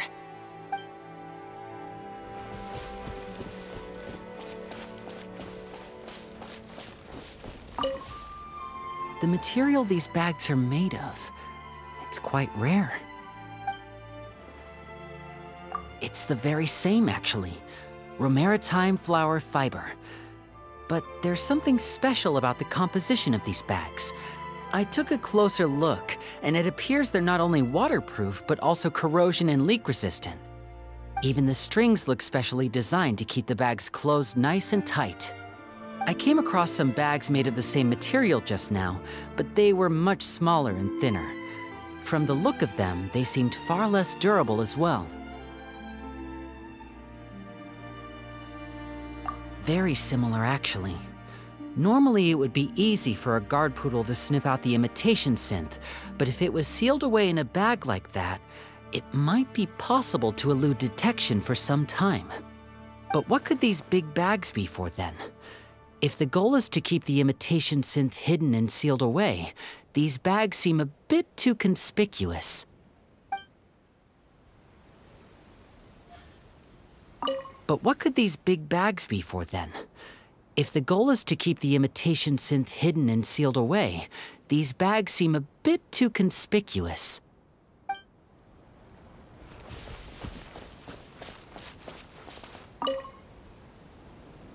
When the Marechaussee Phantom searched Pierre's house, there was no sign of these barrels, right? You're right. That doesn't seem like his way of doing things. How did he get them here, then?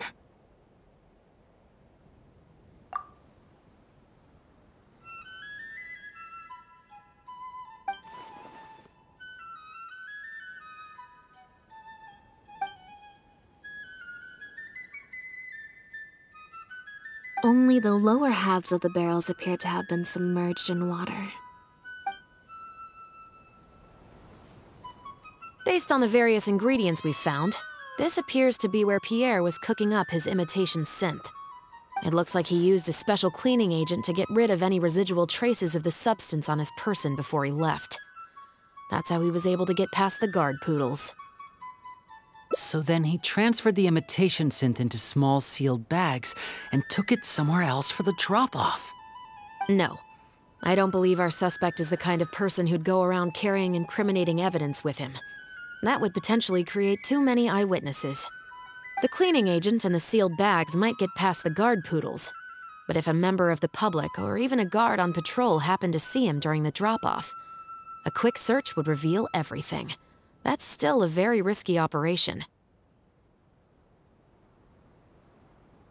The barrels we found were wet around the base, but the top half was dry. As if they'd been standing upright in the water.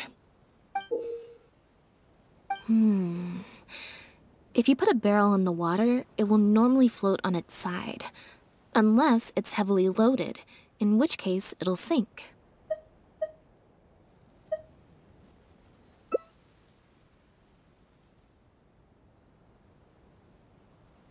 Yes.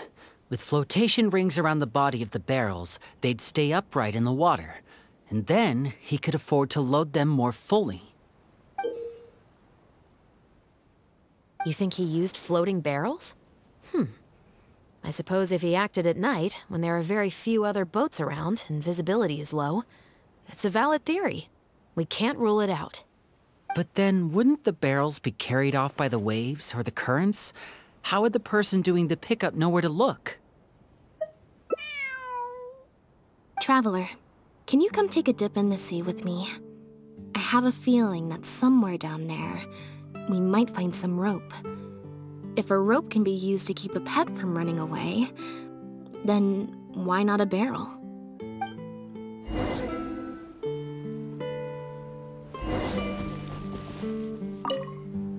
I can't believe how much progress we're making with this investigation. Without your help, getting this far would have taken me an awful lot of time and manpower.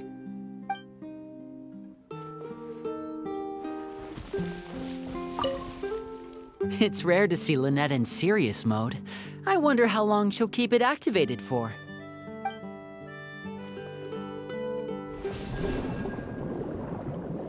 This isn't the place. The wreckage of a small boat? This isn't the place.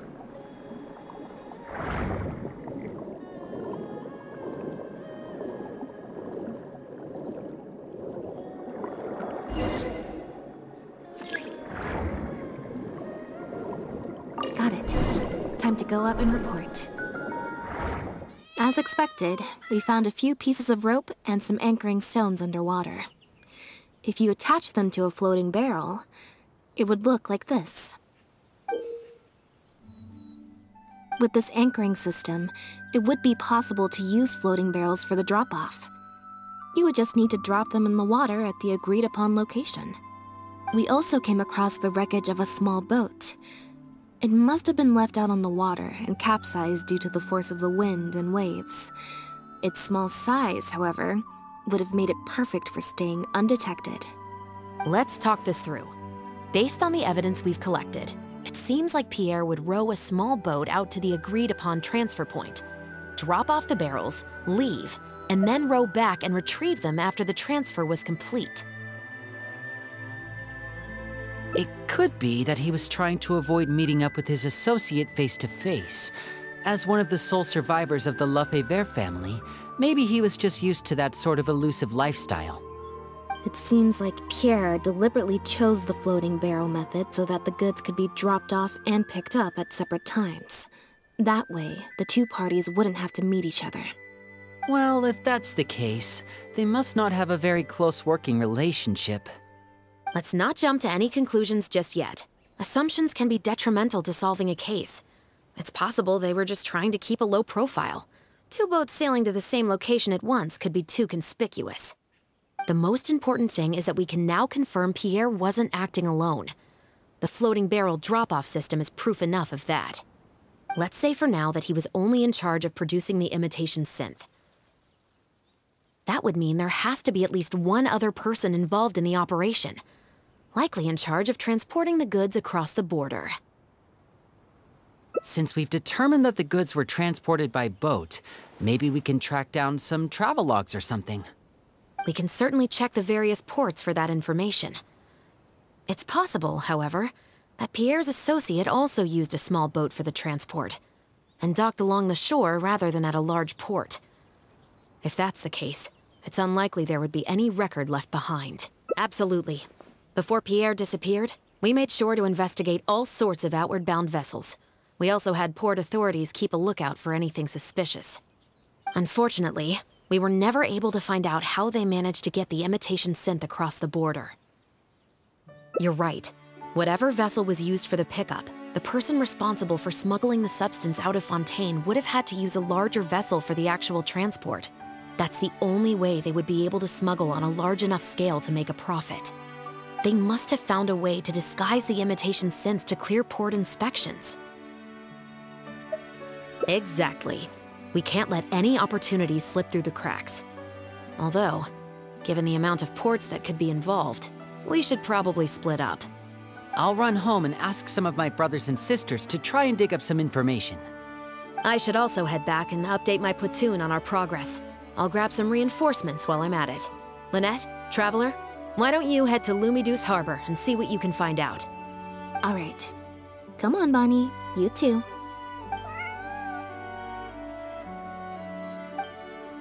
Oh, Lynette, Traveler. And Bonnie, too. What brings you all here? Did something happen? Oh. I see. Thank you for everything you're doing for the people of Fontaine. I'm in charge of guarding the port. You mentioned you were after some travel logs, right? I can go fetch those for you. Looks like I've got another hard day of work ahead of me. No, not usually. It's this incident that happened recently. Before that, everything was normal. All we had to do was confiscate anything suspicious and we could call it a day. Pretty simple stuff. But things are much more complicated now. We somehow let suspicious cargo pass through the port undetected. Not even our guard poodles were able to sniff it out. Even worse, we still don't know how the perpetrator was able to conceal the goods so well. By suspicious cargo, do you mean imitation synth? Yep. However, prohibited substances are just one example. We confiscate all sorts of contraband during the course of our inspections. Or at least, we're supposed to. So what happens to the goods you confiscate? Oh, we keep them in a storage locker. If they turn out to be something particularly dubious, we'll turn them over to the Maison Orderly. If the goods are only slightly suspicious but could otherwise be harmless, like raw materials that could potentially be used to create contraband, we return them to the ship they were confiscated from, instead of letting them pass through the port. Sorry for the wait. These are the travel logs for all the recent activity at the port.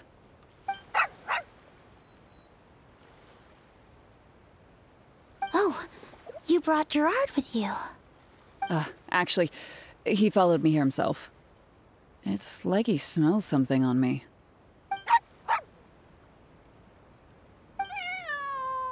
Huh. I wonder why Gerard is reacting to you two so strongly. Huh? We were so careful not to touch it, but we still ended up with traces on us. If it leaves a residue so easily, I just don't understand how the culprit was able to disguise the goods at all. Why don't you have a look at the travel logs first? All ships coming in and out of the port are recorded here, except for the ones the port authorities ride to and from work.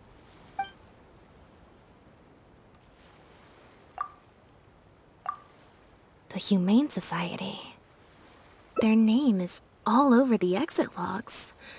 The purpose for leaving is always listed as overseas adoption. Ah, the director of the organization explained that, actually.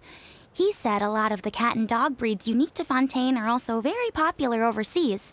So, his organization offers an overseas adoption program. Bernard, the director of the Humane Society, was the man who came looking for Bonnie earlier.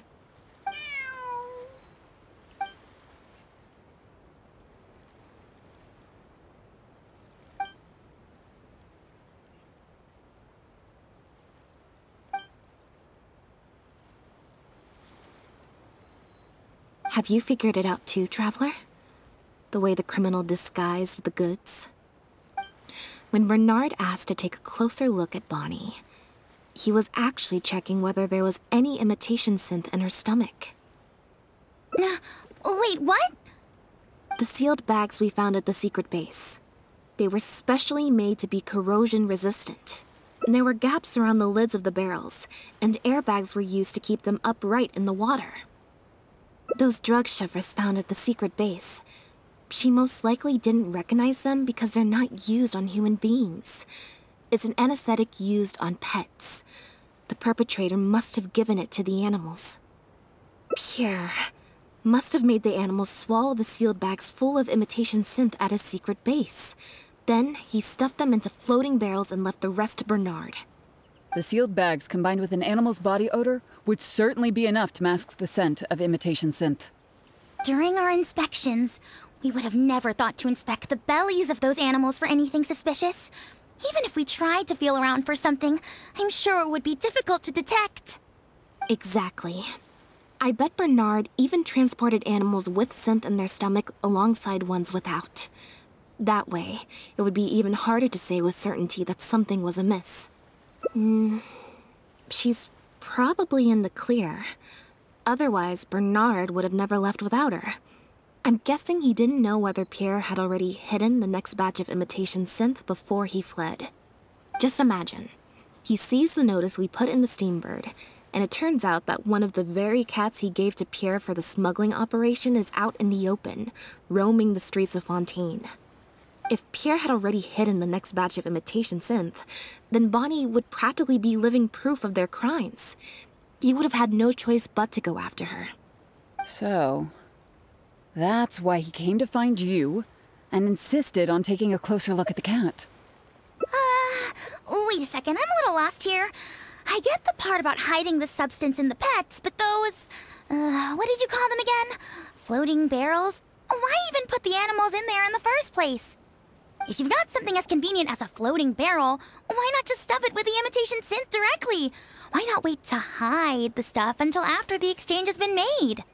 In order to make sure the animals could swallow the sealed bags, they made them extremely thin. Had they not done that, the animals would have likely bitten or chewed through them. That step would have required a lot of energy, as well as a certain amount of technical expertise. So, it was better left to the more experienced Pierre. We've already proven how easy it is to pick up trace amounts of imitation synth, so I'm sure Bernard was taking all the precautions he could to avoid the same fate.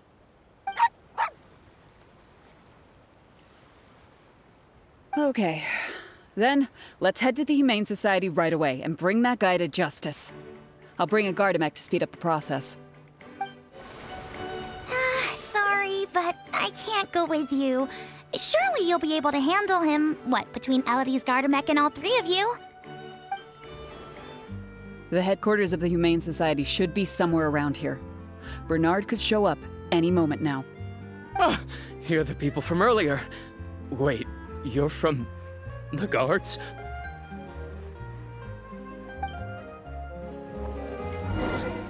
After him! We can't let him get away!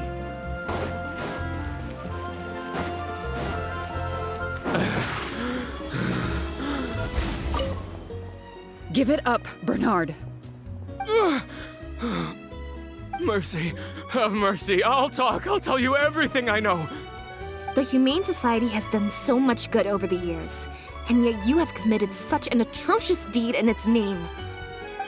Look, I didn't have a choice, okay? My father cared about those blasted animals so much, he didn't bother to take care of his human wife and son at all. While those animals were showered with love, I lived worse than a dog. No one asked. Tell me, how did you first get to know Pierre? Well, after I took over the Humane Society, it gradually became harder and harder to maintain its operations.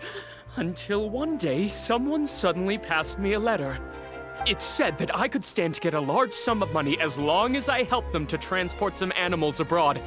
It was only after a few such transports that I finally understood what I was really transporting. But then, Pierre wrote to me, saying that we were already partners in crime and that I better keep cooperating with him if I didn't want to be reported to the guards. I would order wooden barrels and flotation devices according to his instructions, and then load the sleeping animals onto a boat. Once I sailed to the location he provided, I would dump everything together into the sea. And a few days after that, I'd come by again in my boat and pick up the animals sleeping in the barrels. Once I had received enough of them, I'd bring them to the harbor to be adopted abroad. That guy, Pierre, he was running the entire show. He set up all the meeting times and found all the foreign adopters. Oh, and he even supplied all of the goods, too. I just did the transport. He was the one who planned out and executed everything else. Look, I don't know, okay? I've never ever met him in person. We've only ever communicated through letters. And when did he send his final letter to you? Just last night. He said that the Marechaussee Phantom is now after him, so he's planning to go into hiding for some time. He didn't mention where he's thinking about going, though, but he did tell me to look out for the guards. It's been a few days since Pierre's last appearance. I'd wager that he sent that letter after he found his hiding spot. I burned them. It was on his orders. I had to burn every letter after reading them. I wasn't even allowed to share them with the rest of the Society employees. Sure sounds like you're trying to use the lack of witnesses or evidence to pin the blame on Pierre. No, I swear, this time I'm only telling you the truth. Well, we can check the truth of your statements at the Opera House. I hope you know what'll be coming for you if I were to find any discrepancy between the evidence and the testimony you just gave. I know, I swear I was just telling the truth. My thanks to you both. Had it not been for you, I really don't know what would have happened to this case. Bonnie helped, too. That's true. It was all thanks to her that Bernard was finally exposed.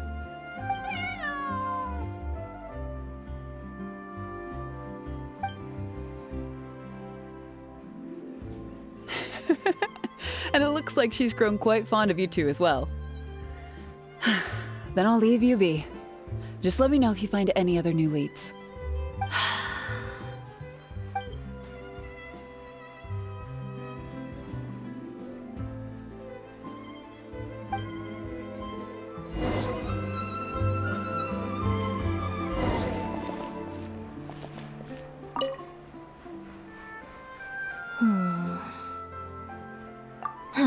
It was that obvious, huh?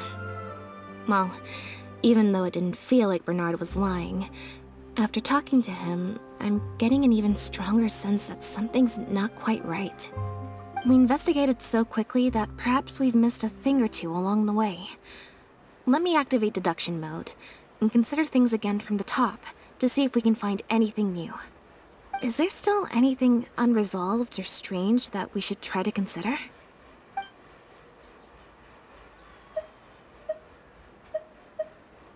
The Marechaussee Phantom found Bonnie and the Lefebvre pendant at Pierre's residence. That was the beginning point of our investigation.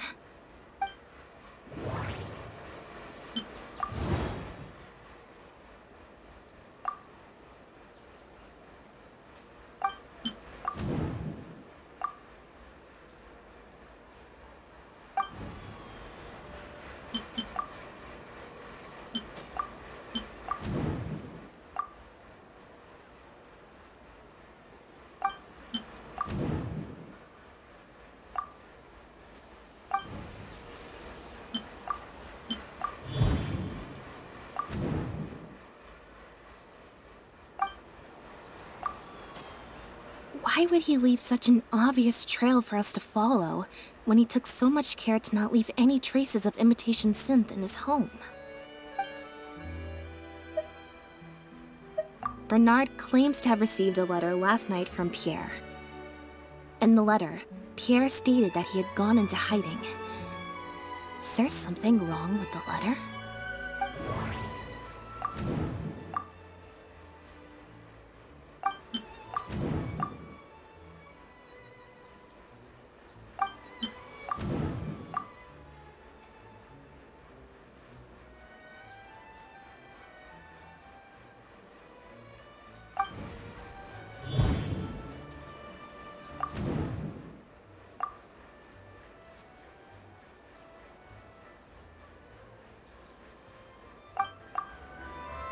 If Bonnie had imitation synth in her body, then she was a liability that had to be recovered at all costs.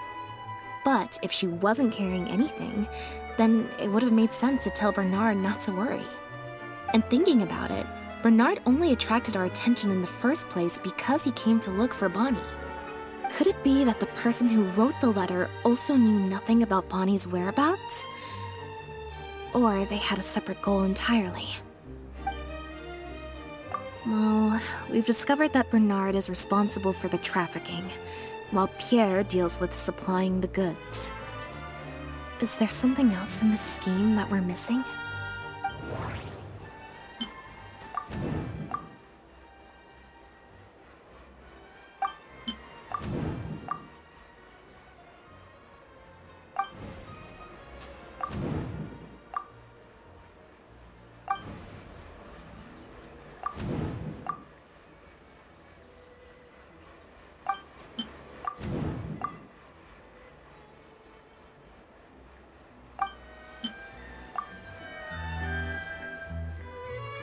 There's no need to rush. Let's see if we can find any other suspicious points about this case.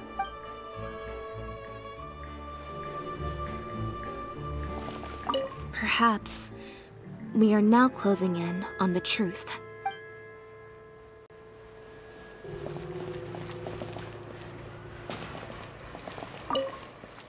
Now behave, and follow me to the interrogation room. Ow! That hurt. Ow!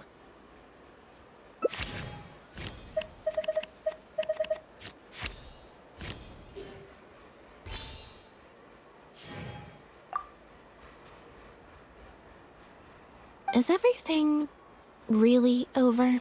I still feel like the relationship between Pierre and Bernard is not as simple as it appears. Also, I've had this strange sense that something's off the entire time we've been on the case. And it has only gotten worse. Ugh. No good. I've still got nothing, and I'm nearly out of energy. Alright, I'll stop thinking about it, for now. At the very least, we've made it so that no more animals will suffer like those poor animals did. And that's what I hope. Let's go to the Humane Society and see if there are any animals left that might still need our help, before my energy for today completely runs out.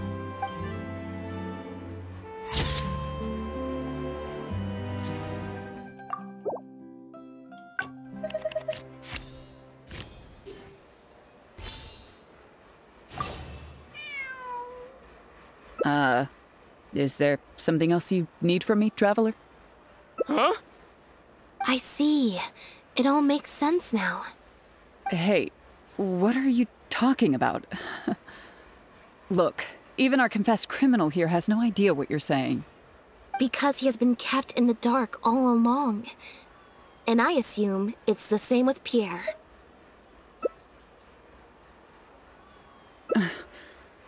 That never quite added up for me.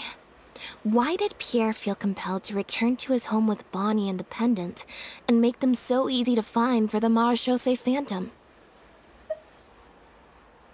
Both of these things are in stark contrast to his usual meticulous and vigilant behavior. There's only one reasonable explanation.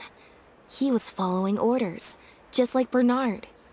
He probably received the following instructions right before the Phantom came knocking on his door. Bring the cat and the pendant, and our undercover agent will be sure to help you. Unbeknownst to him, however, the third person who wrote that letter to him had long decided to sacrifice him and Bernard to save themselves. What? You can't be serious. There was a third person involved? If you focus only on Bernard's testimony, it's easy to believe that only Bernard and Pierre were working together. The case appeared extremely simple. Bernard did the trafficking, Pierre the imitation synth production, drugging, and stuffing. Wait. But that doesn't make any sense. If that's the actual truth, then as soon as Pierre is caught, he'll explain his side of the story and the third person will... Yep, which is why the third person made sure that Pierre would never be found again. Once they had instructed Pierre to expose himself, the third person wrote to Pierre again, suggesting that everything had been taken care of, and he should take Bonnie and safely return to his base. Of course, Pierre's disappearance at such a sensitive time immediately made him a prime suspect. Knowing that Bonnie had last been seen with him, all the third person would have to do from that point on would be to lead the Phantom to investigate the Humane Society and get Bernard to confess the truth. Wait, so you're saying that the letter I received yesterday, the one that made me think Pierre was still alive, it was also sent by the third person? Is that what happened? I'll get back to headquarters right away and reinvestigate this case from the top. Chevra said that assumptions can be detrimental to solving a case. Someone among us, however, has been feeding us all kinds of preconceived notions ever since our first meeting. They suggested that Pierre's disappearance was an attempt to escape the judgment of the law, and that Pierre was a scion of the Lefebvre family. But if the disappearance is truly just a cover-up for a murder, then couldn't the true scion have been an illegitimate daughter, rather than an illegitimate son? Huh? Haven't you taken this joke a bit too far? You're right. I did let a lot of assumptions get to my head when I first started to talk to you about the case. I'll make sure to correct my behavior. You deliberately fed us lies, but even you could not control every last detail of your plan. There was a flaw in your scheme, and something didn't quite go as planned. Getting the Marechaussee Phantom to notice Pierre was only the first part of your plan. Had they failed to take notice of the Humane Society, they could have cast a wider net. And you couldn't predict what they might possibly find, if given enough time. This, of course, was the main weakness of your plan. As someone accustomed to acting from behind the scenes, you didn't want to take the risk of personally proposing a raid on the Humane Society. So, you thought about pulling a few more strings, so all the suspicion would point towards Bernard and his society. Once the Phantom expanded their search, it would only be a matter of time before they found Pierre's base. If a cat last seen with the suspect turned up dead at the imitation synth base, it wouldn't be long until the Phantom would figure out exactly how she had been mistreated and turn their eyes towards the one organization that has been sending boatloads of animals out of Fontaine. It was probably during your ambush of Pierre. You didn't even have the time to check if she had already been stuffed full of imitation synth.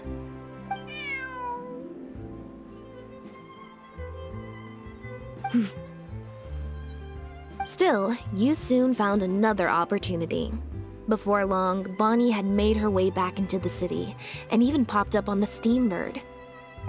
Like Bernard, you desperately wanted to confirm the contents of her stomach, so you hurried to find us. Unlike Bernard, however, you were hoping that Pierre did have the time to make her swallow a load of imitation synth. While investigating the suspect's cat, we unexpectedly discovered that the suspect has been smuggling imitation synth using living animals as intermediaries. That was your plan, in any case.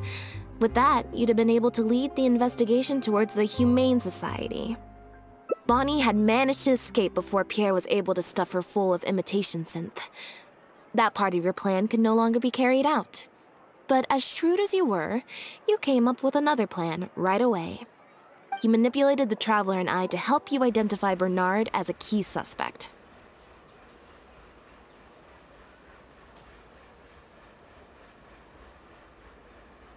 You used the Lefebvre name as bait to get us to join your investigation.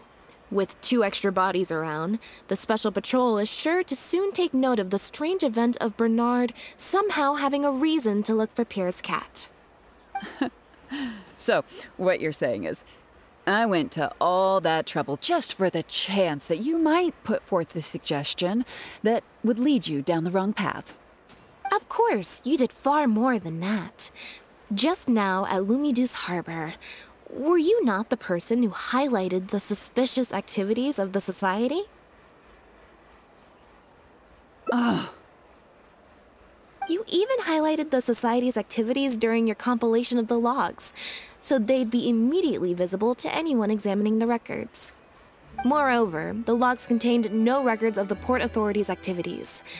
In other words, your activities. And what are you trying to suggest with that?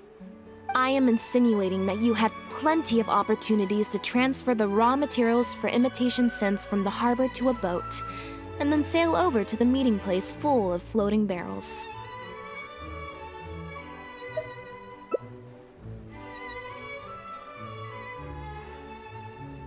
And that's how neither the trafficker nor the manufacturer knew there was a third person who supplied the raw materials, and surreptitiously operated between them.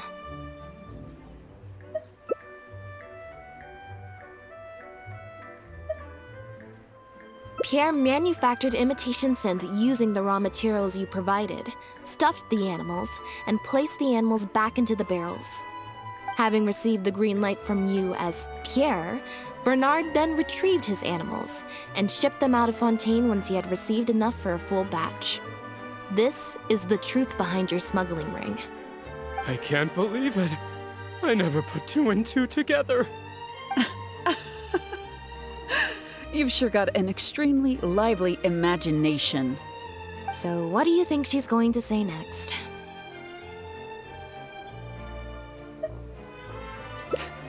But do you have any evidence? It appears that it's quite easy to predict what you'll think or say. Then if we apply that to this case, we can also think of a few places to look for incriminating evidence.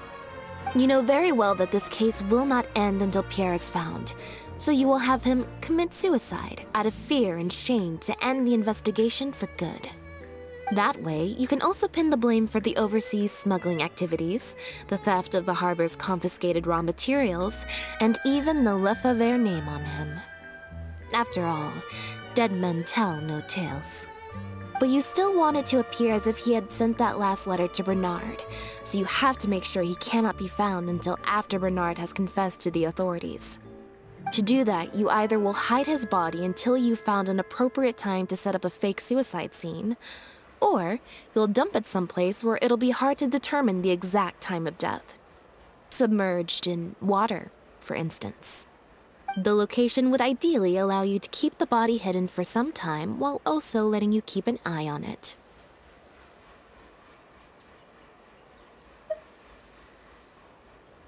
There are only so many options to hide a person's time of death after all. As long as the Phantom investigates each of the possibilities in turn, they'll surely find Pierre's remains. Especially since, as the prime suspect who will now be taken into custody, you will no longer have the time to move him, or set up a fake suicide scene to cover up the murder. How absurd. And on what grounds will you order my arrest? Don't think for a second that your spouts of nonsense will amount to any kind of real argument. After all, I'm... Elodie Lefebvre! As the captain of the Special Security and Surveillance Patrol, I hereby declare you as a suspect in the case. If you have any objections, you may raise them later during interrogation. That's right. We received a message from Lumiduce Harbor that you were going to investigate the Humane Society. We didn't expect to run into you at such a critical moment. While at the harbor, we noticed something else extremely interesting. Apparently, you often used all kinds of excuses to swap your shifts. And if one were to match the times of your shifts to the activities of the Humane Society and those of certain foreign ships, they'd find them to be an exact match. That's just a coincidence. Yes, I'm sure you have already thought of a dozen different ways to explain away the suspicious activities, but as far as evidence goes, that should be enough to warrant taking you into custody. Don't worry. If it turns out that the guards are still unable to find any evidence after all this, Lynette and I will do everything in our power to clear your name.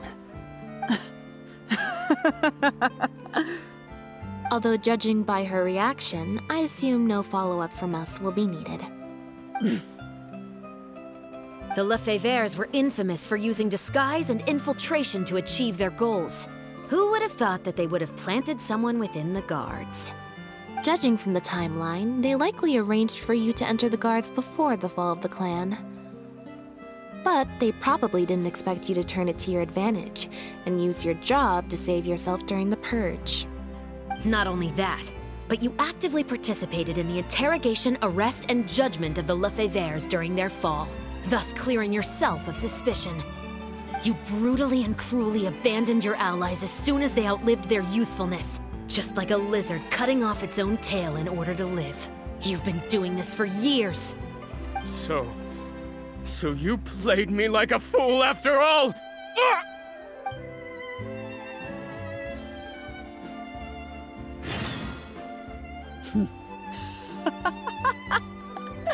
What was that word you used? Ally? You think that someone as foolish as him is worthy to call himself my ally? They were worthless scum, all of them. Not just Bernard and Pierre, but those Lefebvres too. They always just saw me as a tool. I lost all my chances of a normal life just because I was born into their lot. Not only that, but because they wanted me to become an undercover agent, they stripped me of my name, too. I had to live in constant fear of them while they were alive. And even once they were gone, I had to continue to bury my heritage and my name. Always worrying that their enemies would come knocking at the door. Do you know anything about what I've been through over all these years? My life as the last Lefebvre? I don't, and neither do I care. Are you for real? Aren't you a Lefebvre victim too? Elodie, you're the only one still living under the shadow of a name. That's enough. Keep your hands where I can see them and do not resist arrest. If you have more to say, Save it for the interrogation room. What a joke. What a joke! Hey! Don't come any closer! What's that? Know what this is? I've secretly planted loads of explosives in the Humane Society. Just one step closer and... whether they're cats, dogs, or just unlucky human employees, they'll all be blown up into smithereens. Surely, you bunch of goody two-shoes won't let that happen, right?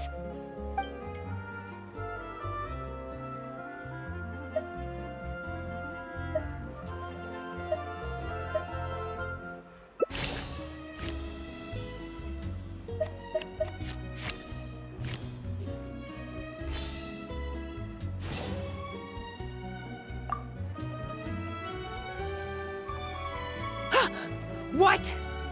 Hey! Don't do anything stupid! Guards! Gardamex!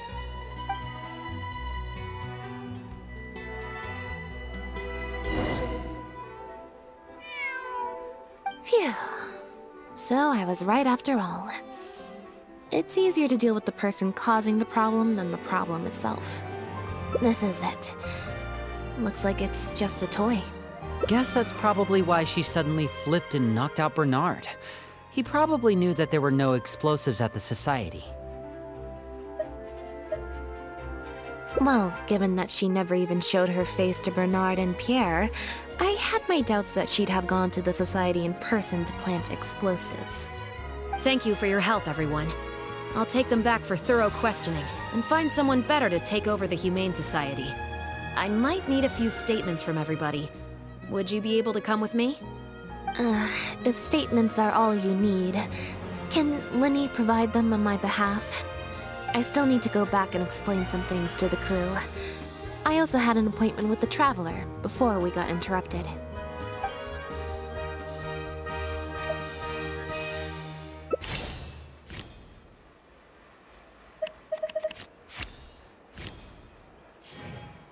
A lot has happened since then. I'm referring to when I invited you over for some tea and also to spend some time with Bonnie. Once I'm done talking with the troupe, I'll take Bonnie home and make a nice cup of tea. You'll be able to find us outside of my door.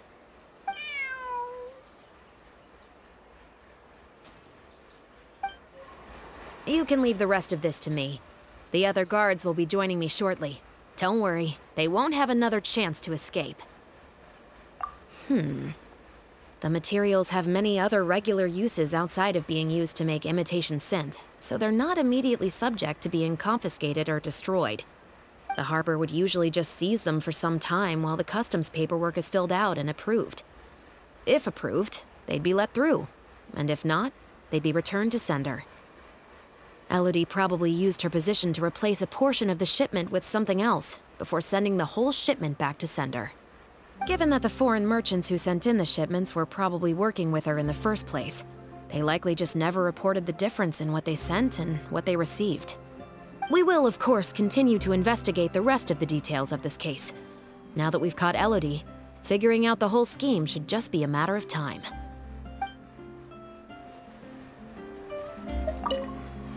You must have spent a record-breaking amount of time in serious mode today. I can't remember the last time I've seen you like this. Is it because of a special someone? Based on information that we found before, imitation synth was first circulated on a small scale in Fontaine before becoming a large-scale smuggling scheme. I'd assume that the first offerings of imitation synth came from what Pierre made in his early days. But since he was not experienced with running a clandestine operation, he was soon discovered by guard Elodie. Elodie saw the opportunity to make a great profit in his work, and perhaps even the chance of making a new life for herself, so she decided to cover his tracks. She started writing to him in Bernard's name, using what evidence she had compiled and the promise of enormous profits to blackmail him into cooperating with her. Unfortunately for her, she ran into Lynette. Even though my sister doesn't like to focus too much on a regular day, serious mode Lynette is one of the most perceptive people I've ever known. Still, all of that thinking really saps her energy. I need to go give some statements on her behalf, so I'll leave the recharging to you.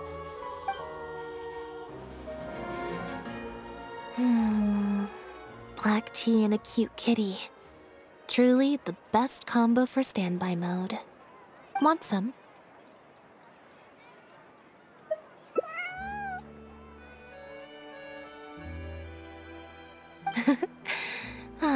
I see she's already starting to snuggle up to you.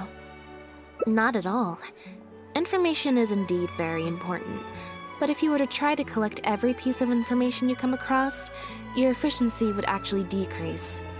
Plus, if you just think about it, what sounds more fun? Writing a statement or enjoying a tea party? Great answer. That'd be my pick too. Had we not run into that case, we could have spent the entire day like this.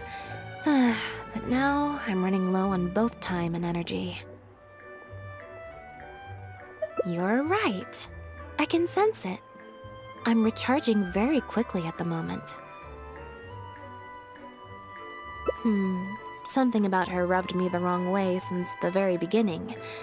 But to be more precise, it was probably around the time when I saw Bonnie try to get away from her.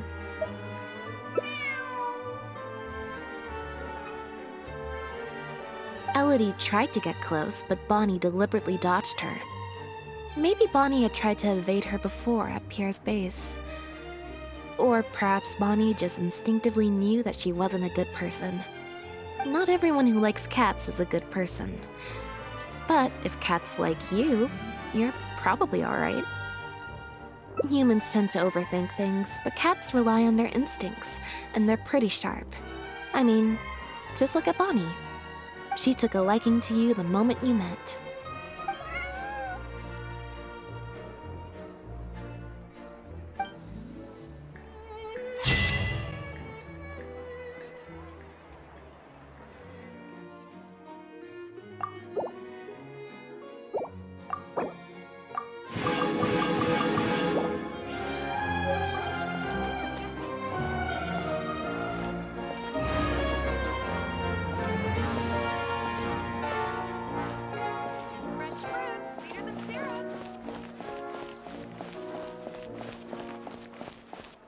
There's no point worrying about the future. Que sera, sera.